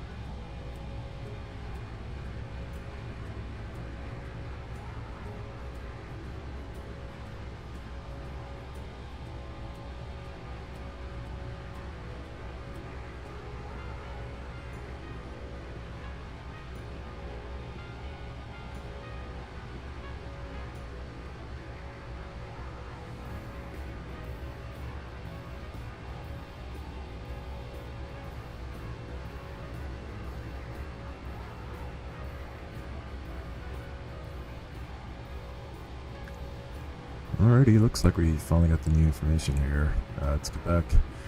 Winds are out of the west, so we're gusting now. We're 11 gusts and 17 knots. It's otherwise VFR clear down there. Meter is 30.06. Still using the southbound laser. So got a little bit of a gust factor for the crosswind. Now, we'll come back to that actually. So let's see where we're at. We are passing Augusta here. Alright, I talked about the dates too already. We looked at the fixes here. Got twins. There's a Banff. Corey, Capo, Edson, Olini, Marty, Cuckoo. Dates. Bizarre. Jack Ball. So the fixes all check out. We got vectors for 19 right. The visual probably back up the ILS. That's 108.5 frequency. Approach course 187. Jim Bob at 2,000 feet with a barrow of 221. We've got to go miss. So the go around flaps 20. Go around verify. Once we get a positive rate, we'll bring the gear up. 400 feet. We'll use heady select. Get a lateral mode in there, and then 1,000 feet we'll bug our flaps 5 speed, which today is going to be roughly 78. We'll just round up to 180, make it easy for ourselves here. And we'll come back around and try again. This approach altitude is 2,000 feet, it looks like. And we do have, maybe we got plenty of fuel to try another approach again if we need to. Otherwise, min safe is 2,700 feet in all sectors. As far as lights are concerned, we've got Malzar, Pappies are going to be on the west side. As we discussed earlier, runway 19 right is 11,002 feet. Plan for a left turn off. At Whiskey 3 with auto brakes 2. And however they want us to get to the gate, whether that's going to be Victor 1 or we'll take Whiskey and then Victor 5 to, or Victor 4 to Echo, what was it next to Echo 64? Yep, 60 or 65 rather. As far as the winds are concerned here, so we'll do flaps 30. Ref of 138. We've got a gust factor of, what did I just say, 6 knots?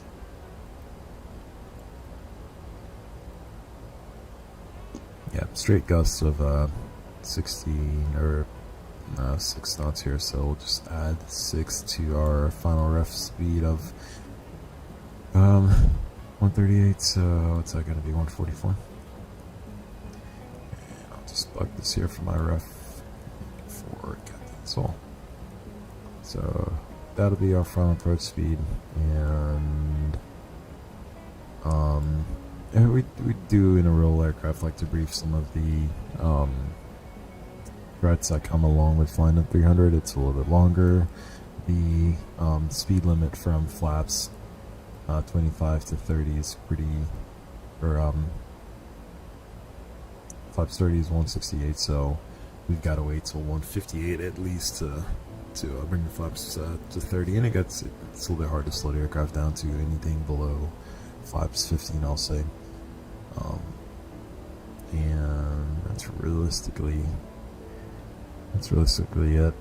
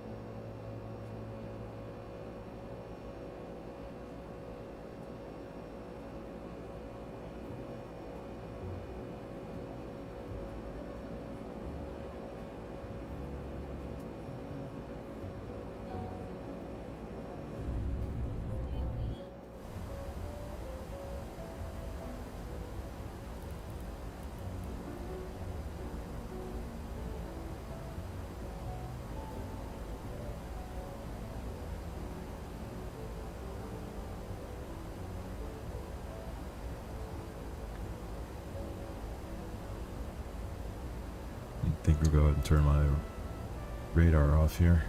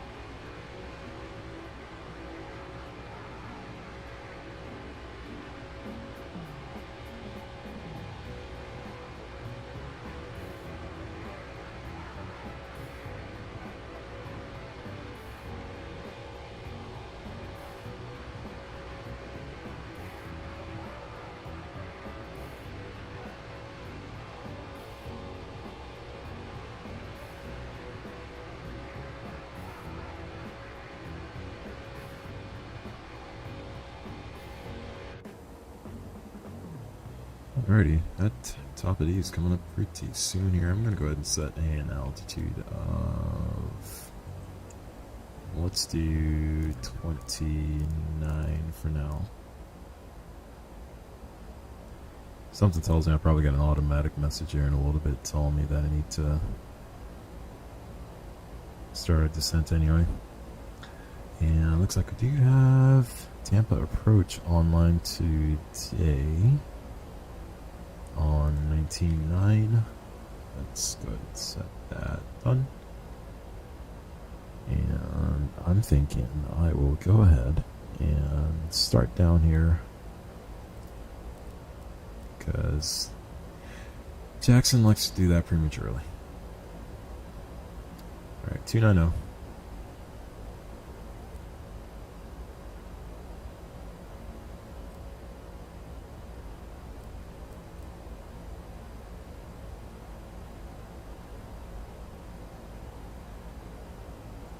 Now I'm going to recruise us for 290 here so we can get a different top of D.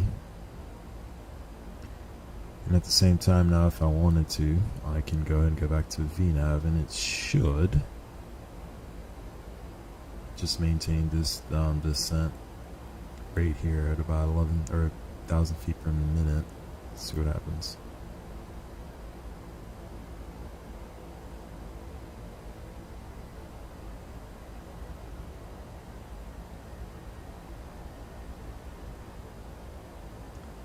So it's speeding up to get to 0.80 Mach. I see what it's doing. Yeah, not a fan of that.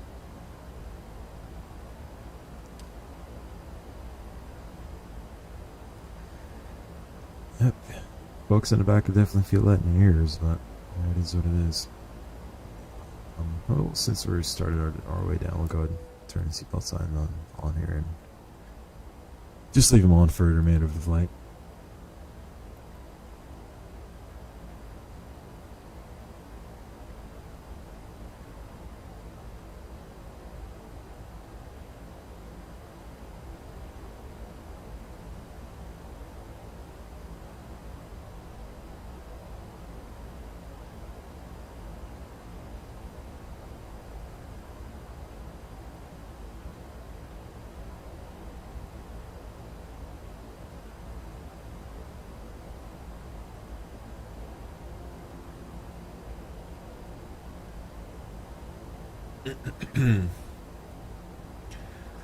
Alright. Leaving 30 for 29.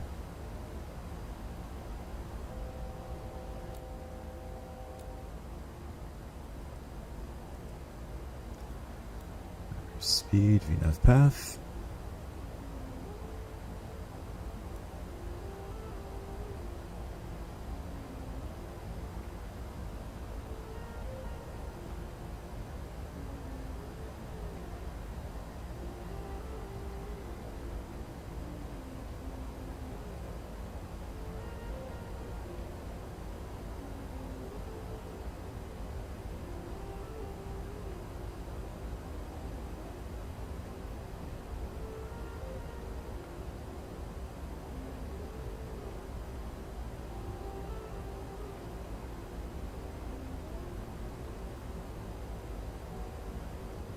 There's just...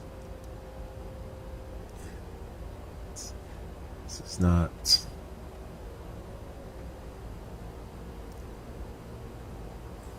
The ECCs or EEC should not be pushing the engines this hard, so I'm not sure why it's keep going over limit here on the N2.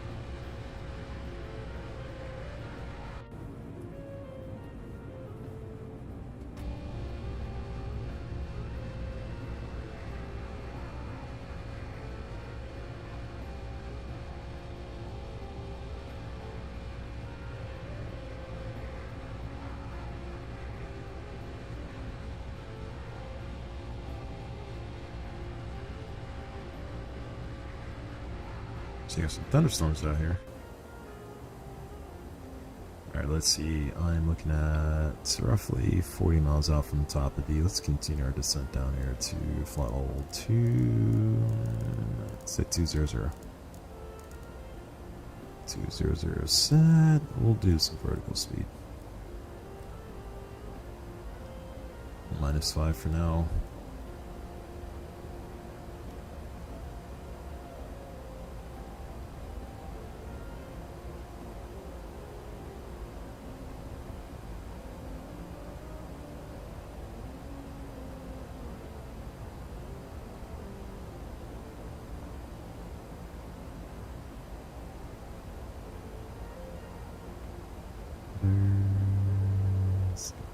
Change there.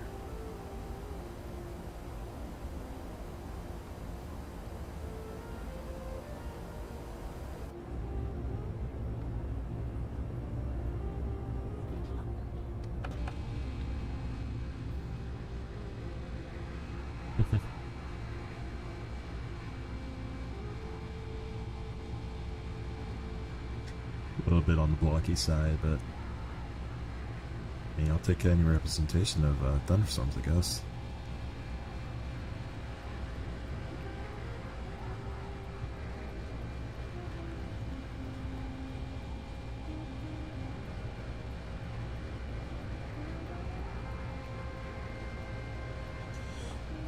I'm thinking next stream I'm just gonna bite the bullet and just we'll do a or not a stream, but I think I'll do a tutorial on the 7.6.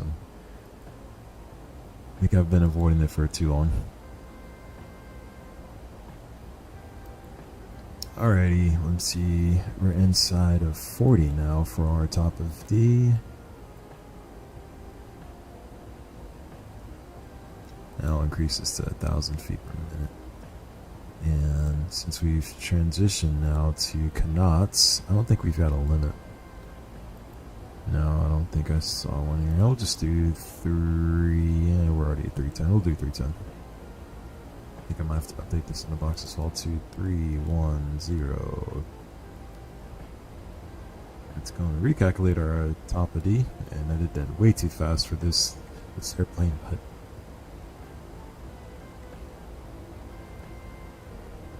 that'll work. Alright, yeah, 1,000 feet per minute. Once we get to the top of D here, I'll just let it catch up, and we'll go back to VNAV. Broad gauge 2 is not going to do us a lot of good right now since we're still...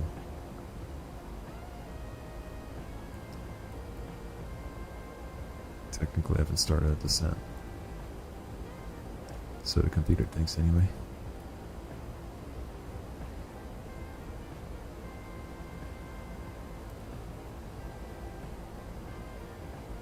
Ouch.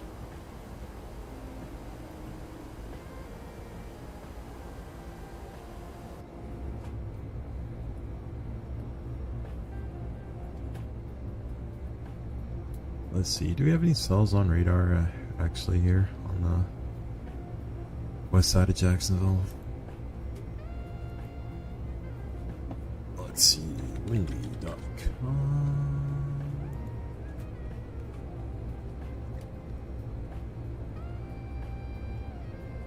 Oh, how about that? Yeah, there's a decent freaking cell actually. It's a whole lick of thunderstorms across the southern part of Georgia right now, but it's not represented on here. That's actually kind of disappointing. It's actually very disappointing.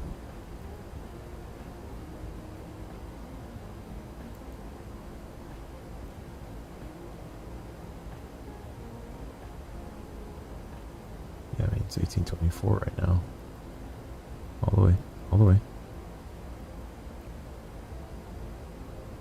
Yeah, look at this. I mean, we just plowed through this and like, okay. You see thunderstorms off towards the right side here. Now granted, all I see is rain and lightning on radar, but yeah, to look at what I'm seeing on radar here, like this had to be like a pretty big cell, and we just didn't see anything. So kind of a bummer.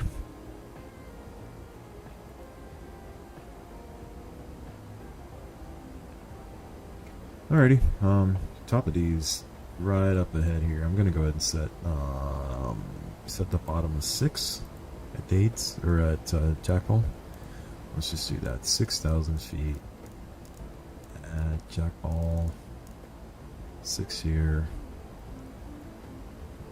Let's see where we are in our vertical path. Probably gonna be below it. Yep, very far below it.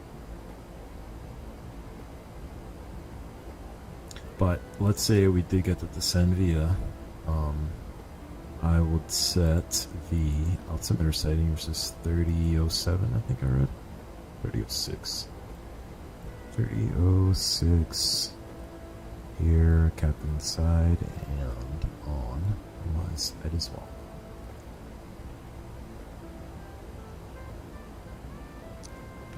At least this way.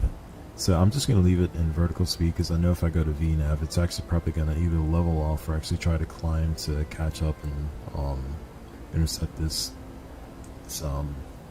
vertical path here. So it's not supposed to do that, but I'm pretty sure it will. So I'm just going to keep it in vertical speed for now. I'll just continue this leisure descent at 1,000 feet per minute until the VNAV comes in, and we'll go to VNAV.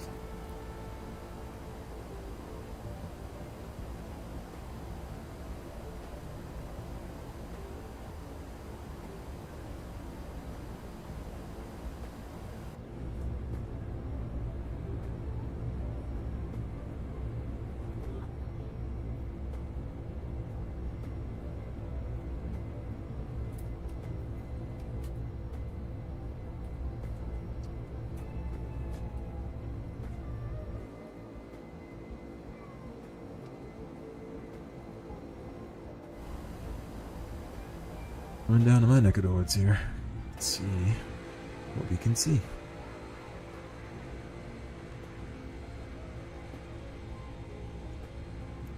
Not a whole lot right now. Still more than Florida, South Georgia. I think we're south of Jacksonville already.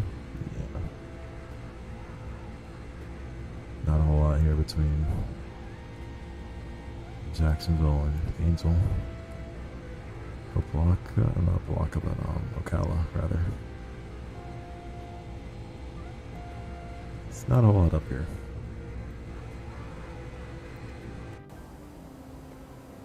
Let's see, we are still 2,000 below.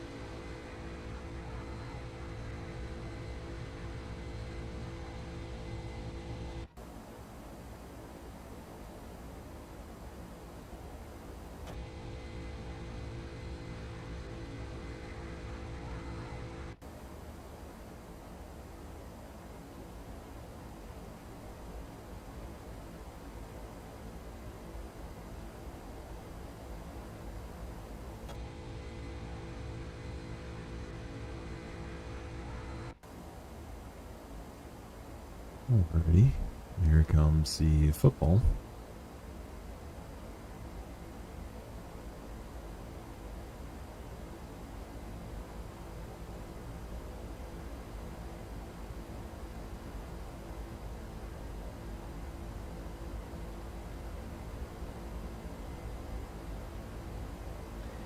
And VNAV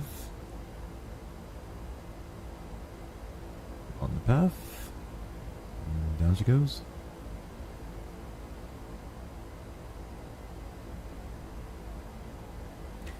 Alright, we're close enough to 18K. Let's run through the descent checklist here. So altimeters are 3006. Minimum spare was going to be 221 we said earlier. Lane data should not have changed much here, but flaps 30, ref is 137, so it's not going to be 143. Approach briefing's been complete. Auto brakes 2 are set. Seatbelt signs are on, and transition panel set, and recall is checked. Gen checklist is complete there. Not entirely sure why we're leveling off a little bit here, but as long as it stays on the path.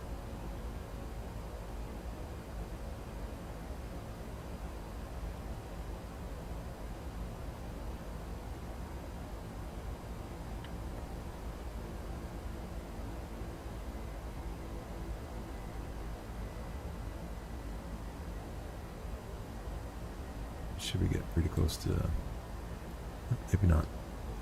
Tampa approaches still way past down where Marvy is, which is still another, geez, 50 miles out.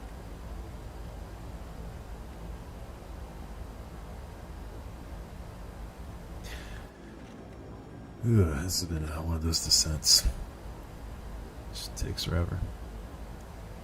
Reminds me of, what is it, the Daily? DC.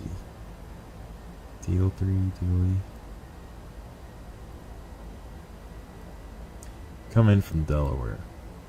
And, I mean, look, you're still, this is 22 miles out. And then depending on whether you're going up towards the north side or not, towards the south side, I mean, that's what, 8, 7, 6, 4, I mean, that's at least what, 20, 25 miles or so. And then you got another, that's like 50 miles. You're 10,000, 11,000 feet, 10,000 feet. I hated this descent. Because I felt like by Laughlin, we were already like well below in the 20s. And you just crossing down here and then you're slow and it just takes forever. That's what this descent felt like today.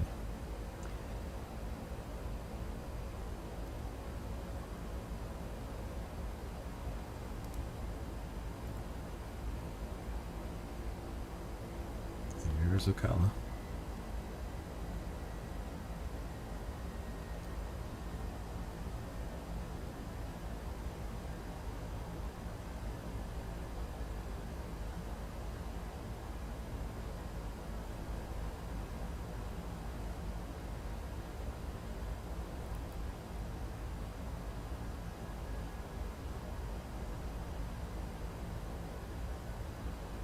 So there's information. Quebec.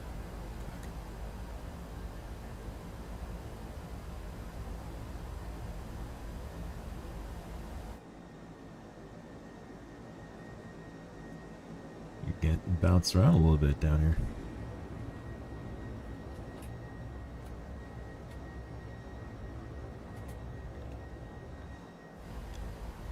Past 18, I forgot to turn the lights on here. It's on. We'll leave the nose gear light off for now, just as an indication, a visual indication that we've not been cleared to land yet.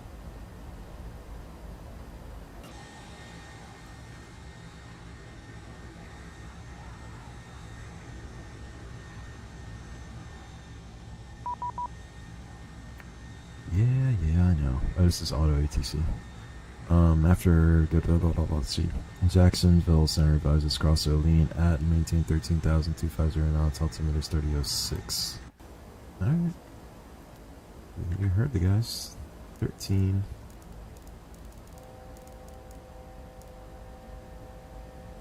Oh, so we're already there.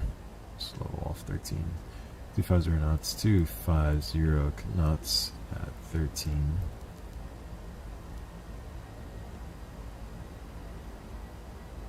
And let's let approach take it from there.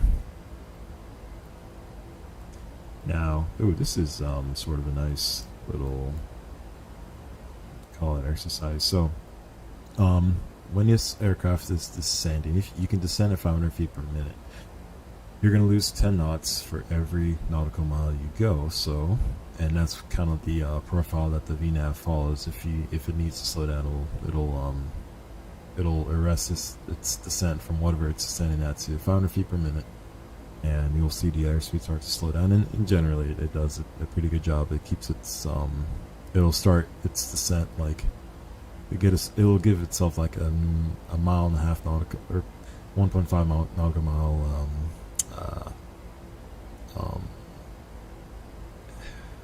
like head start, I guess. So in this case, so we need to get to 250 at Olean, so that's what, 60 knots. So if we had VNAV on, and we were still descending, it'll start its descent at like 6.5 miles. But we'll see just how well it does here. We are level, so it should slow down quicker. But I'll still give ourselves like a nautical mile buffer here. But we should start slowing down here at a roughly 6, 7, so about 7 miles out. If we drop the power back here, it should get to 250 knots without having to use the speed brakes here. So I'll see how accurate that actually is.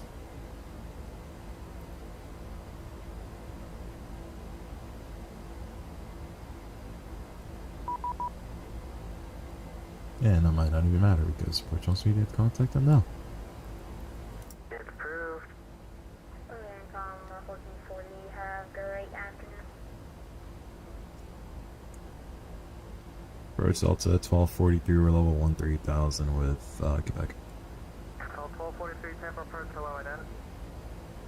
Ident. Now I'm curious if this actually is going to work here. Ident there, and what's it say on VBAL? Yep, it works.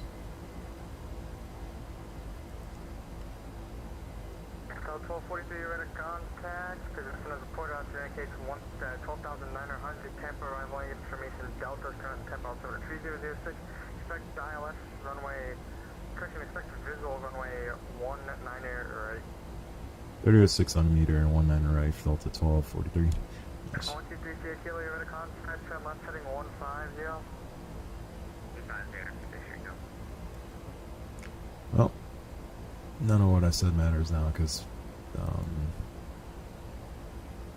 I guess technically, actually, you know what? I could try it anyway. Let's try. That's 6 miles, so we're a little bit late, but let's see what happens here.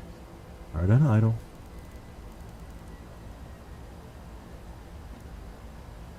See just how quickly this thing decelerates.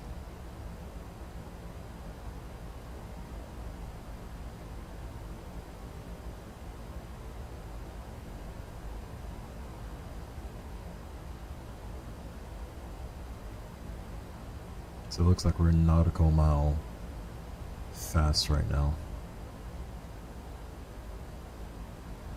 There's 2, we got 30 knots to go.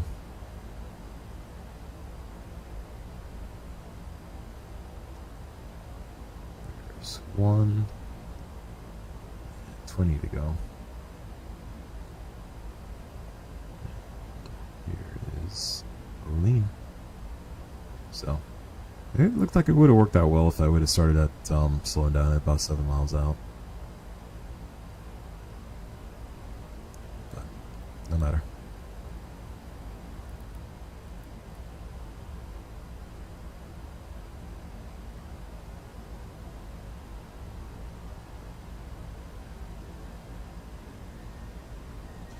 So I told him we're level at 13.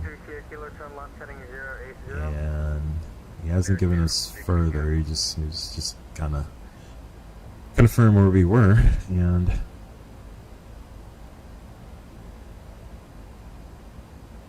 told us what to expect, but no further clearances. So even though we're high, I'm gonna just stay here for now. I may say something here in a second.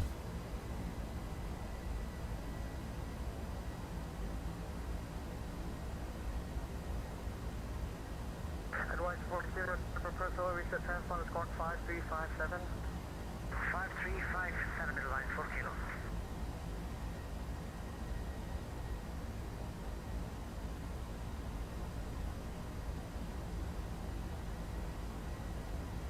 So 1243 to center maintain 5,000. Descend maintain 5,000 Delta 1243. There we go. Alright, 5, so we'll get a flight level change now. There's 5,000 feet set. Flight level change is active. 250 knots. And unfortunately, we're probably going to have to bring the boards out here, so very ever so slightly. 1243, turn right heading 290, vectors for sequence. Right turn 290 Delta 1243. Alright. 290s heading select. It's 290. Tell you what, if he's going to sequence us here, I don't think we need to be in a rush to get down, so let's go ahead and bring the boards back. And here.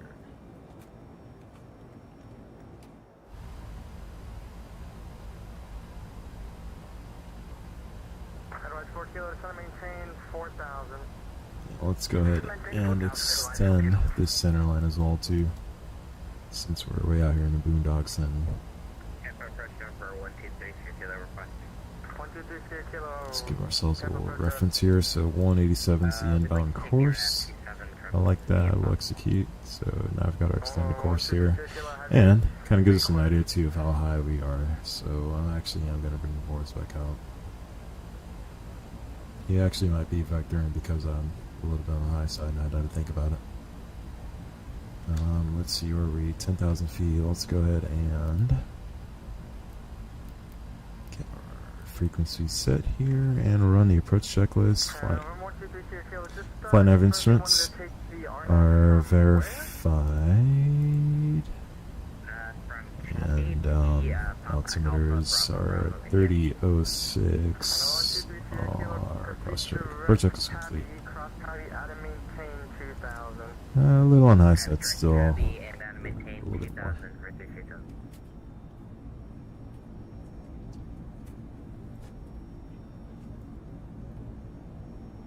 Headwise 4 kilo, turn right heading 010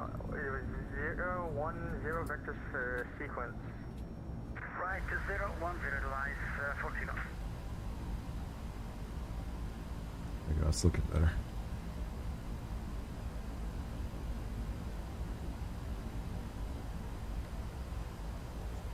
That's 1243, proceed direct Mara. Direct Mara Delta 1243. Alright. 1243, cross Mara, out and maintain 4000. Cross Mara at and maintain 4000 Delta 1243. Alright, 4000. Got the heading bug taking us towards Mara West right now. There's Mara again. I will execute this.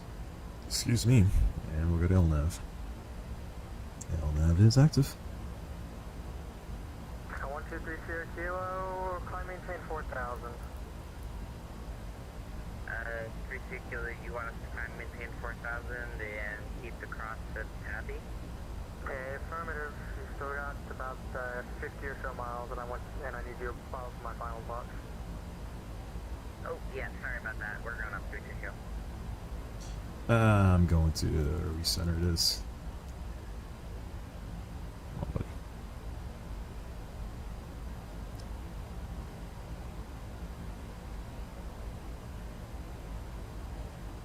Headwise 4 kilo, heavy turn left heading 290. Left turn heading 290, headwise 4 kilo.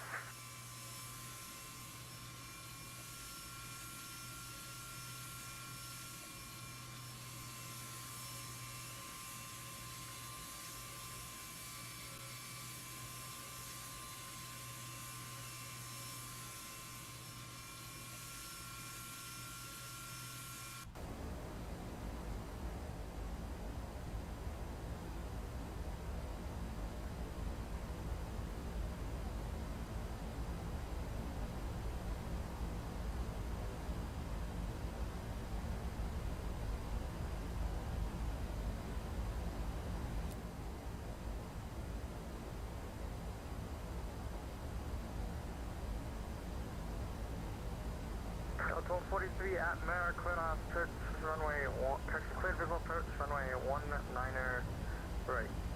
Here's visual 19 right at Mara Delta 1243. I was gonna say, dude, is it the ILS or a visual? But there we go, cleared visual. So we are cleared the approach now. We'll go turn the nose gear light on. Actually, I take that back. We just cleared for the approach, not cleared to land. But that being said, we'll slow 210 knots here. And I'll go ahead and arm the Yoke. Yeah, I'll just arm the approach as well too.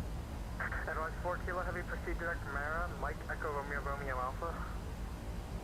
Mike Echo Romeo Alpha, headwise 4 kilo. Alrighty. Yeah, let's go ahead, yeah. Knock the power back here. 210 knots. Looks active, and it's going to make a right turn first.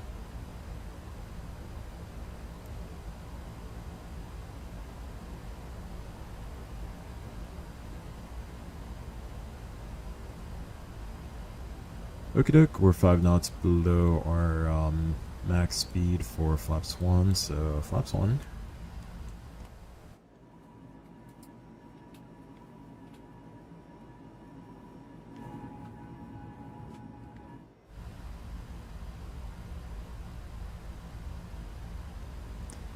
And 225, let's go ahead and go to flaps 5 as well.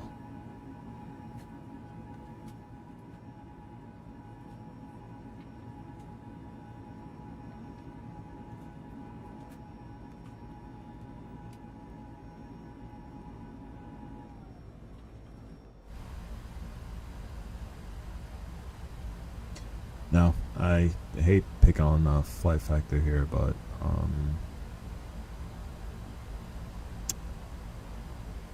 you can definitely tell there are some, you know what, never mind. Just keep my mouth shut. Out hold. And I'm not sure why the auto throttle's so slow to get this feedback up here. 210 knots, not 200 knots.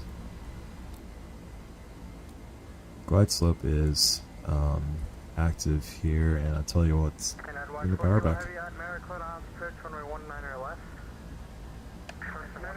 Approach runway 19 firm right, advise for kilo. Advise for kilo heavy at America, clear out, approach runway 19 right. After clip down approach runway 19 right, advise for kilo. And now we're gonna have to use the speed brakes because we got too fast. And she's not gonna slow down with flaps 5 on the glide slope. So brakes are out.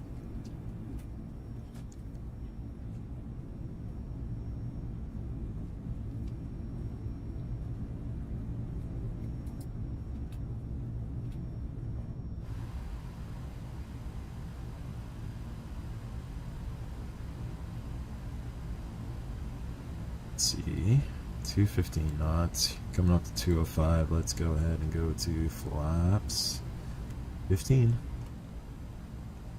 Now there's nothing in our book that says you can't use flaps 15, 20 or whatever with the speed brakes up, but I've noticed anything above like flaps 15 and 20, man, it starts to really get shaky in the back of the airplane. So we're close enough now. I'll go ahead and slow down to our final approach speed of 143. I'm going to kick off the auto throttles because it's going to get too slow before it actually catches up here. So let's go ahead and bring the speed brakes back to...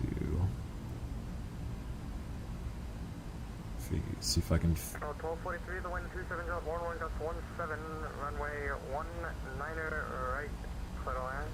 19 right, clear to land, Delta 1247, or 43. See if I can get the detent for these speed brakes. The armed, there we go. Alright, gears down, flaps 20. You gotta go slow down here relatively quickly. We're kind of running out of time to get... Alright, flaps 25. There's 168. Let's go ahead and go all the way down to flaps 30. We are clear to land. Nose gear light on. And landing checklist. Landing gear is down. Flaps are 30 and 30. The speed brakes on. Good. Missed approach altitude is 2,000 feet. I'm going to kick the auto throttles off here before it gets us too slow.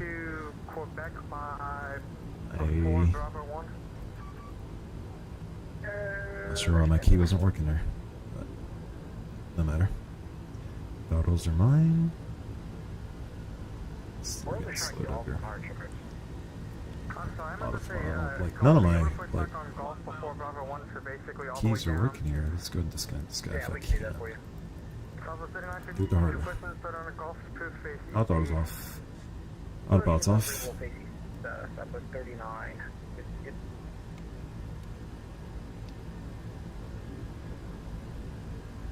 Now we did have a right to left crosswind here, but 6 knot gust right now. Seems to be pretty steady right now. We're cleared RNAV for My 87 approach, and are we able to descend? yoke is not calibrated properly. Don't want to screw you over.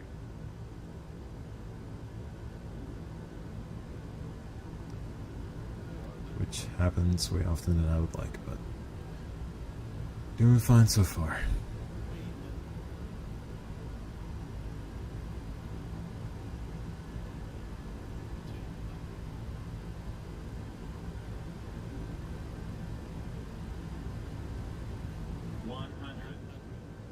I will say this deck angle looks correct though. Idle. A little bit too much. Way too much.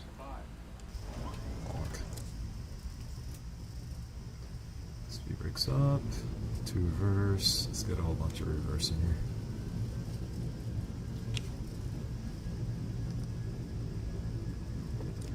And manual brakes. Oh my gosh. Idle reverse. reverse here at 80 knots. Advise 4 kilo or heavy, the wind 270.11, gust 17, runway 19er right, clear to land. Runway 19 right, clear to land, advise 4 kilo. 60.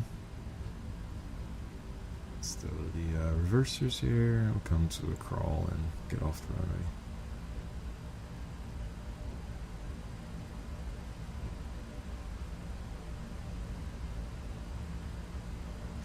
It's definitely a lot easier to land this particular version of the 7.5 in the sim than it is in the real world. This thing is really tricky to land in the real world. 43, we're going to Tampa, say parking. Parking. Just kidding. We're going to Echo 65 Delta 12, 43. 1243, I've actually heard that in real life where someone has responded parking. You can taxi to the ramp via Whiskey Victor 4. Have a good night. Whiskey Victor 4, likewise Delta 1243. Alrighty, 12 Victor Whiskey.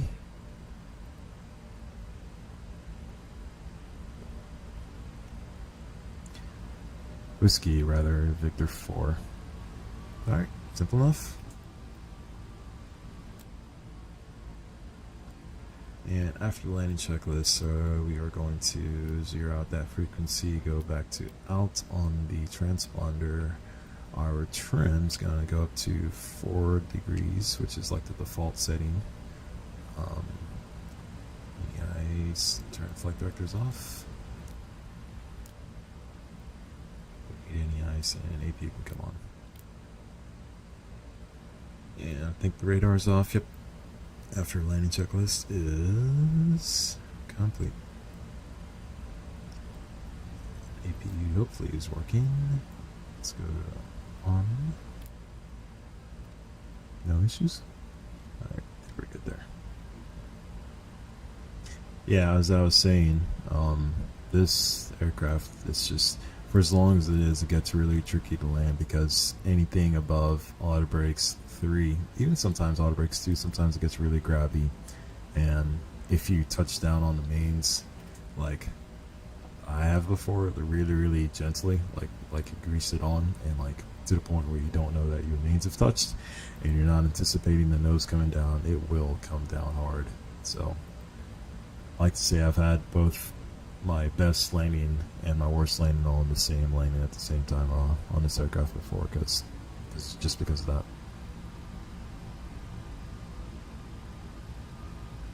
Just thinking to myself, did the mains touch? And by the time I finished that thought, the nose, front nose just came slamming on the out of me. Southwest 3952, runway 19er right, taxi via Golf, Bravo 1, Alpha, Alright. Victor, Victor 8. AP's up and running. Golf, Bravo Engine 1, bleeds off. Alpha, Victor, Victor 8. I believe Isolation valve can come on once the bleed light comes off. The bleed off light comes on. AP bleed on. 3196, runway 19er Whoa, right, that's a big boy. Golf, Bravo 1, Bravo, Victor, Victor 8. Not sure what that's supposed to be, but oh, let me make sure I don't miss my exit here, or my turn. M654. Let's see if I do this. Runway 19er right, taxi via Bravo 1, Bravo, Victor, Victor. I got you in your company next up. It's all good. We're Bravo 1, Bravo, Victor, Victor 8, 5952. Southwest 3196, runway 19er right, taxi via Golf, Bravo 1, Bravo, Victor 8, Falls Company, Southwest 737. Alright, Golf, Bravo 1, Bravo, Victor, Victor 8, or Southwest 3196, Falls Company. So that looked like a A340 to me. Let's see what that actually was supposed to be here. Because my bottom action is all out of whack here.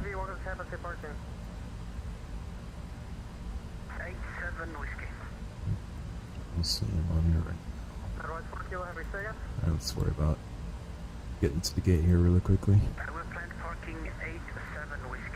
There it is. So that was, or is, it is a 3. Cool.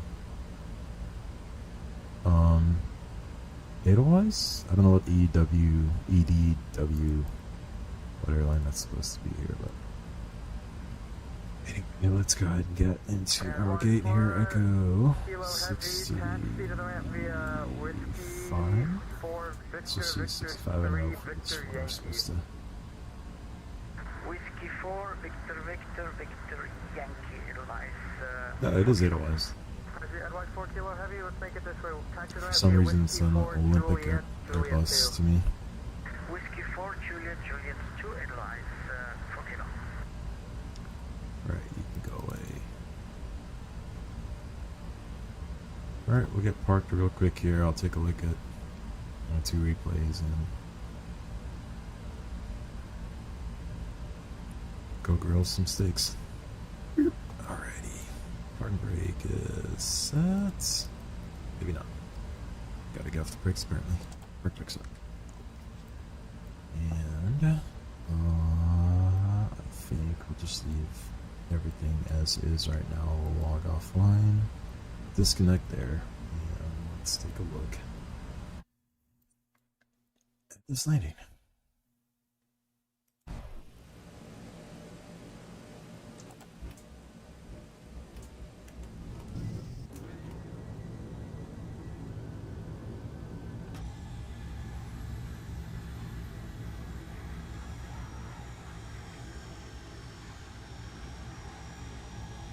Now, I don't know if this is, I mean, our technique is we tend to land this aircraft relatively flat. Now, I've seen the other airline that has a 300, I've seen videos of their crews landing pretty flat as well too, so I guess it's just kind of how we do this thing, but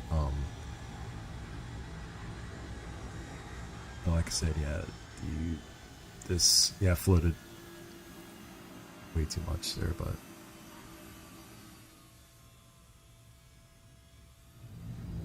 yeah, this is a whole lot easier to land in the sim than real world. It wasn't too bad, save for floating down 1,000 feet down the runway. Not more.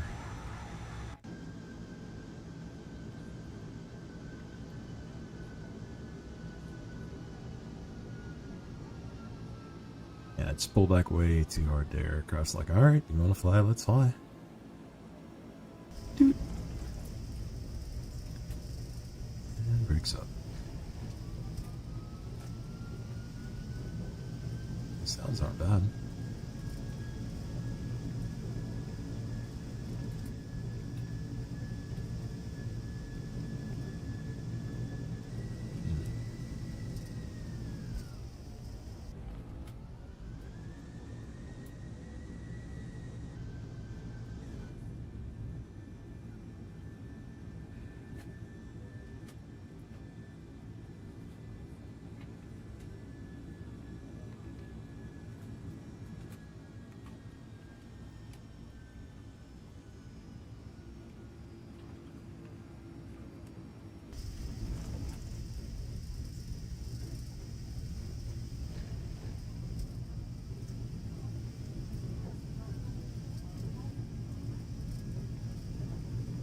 Like this texture, right, or not texture, but just this view doesn't look half bad on the 7.5 I'm in, or on the on this Flight Factors aircraft here, but they're just some, like, I mean, this, like the slat right there, it's, yeah, it is what it is. Like I gripe a lot because you see their 777 version too. It's fantastic. I bought it simply because of how good it looks, and all the videos I've seen of other content creators that put out on it. I'm like, man, you guys can do so much more for a 7576. But anyway, I feel like I see that every stream. But let's fast forward ourselves to the gate here and clean the aircraft up. We'll run through the shutdown checklist, and we'll call it a stream. Alright, unpause. And AP's up and running. Seatbelts off. Shut down and zero this out.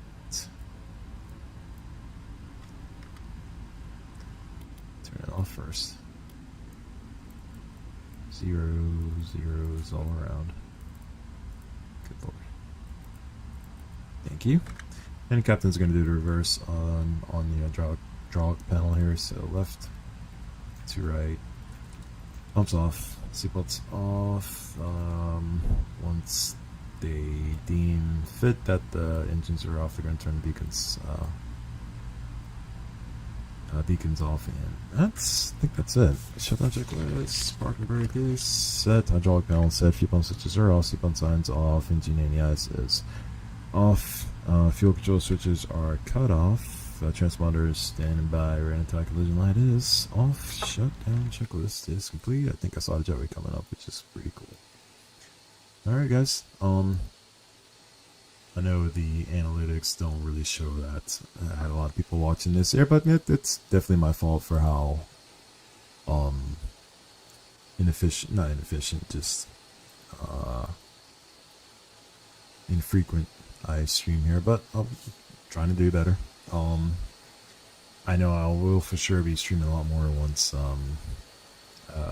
Bluebird comes out here, just because I think, anyway, that's pretty much all I got here, guys. Thanks for watching. Hope you learned something.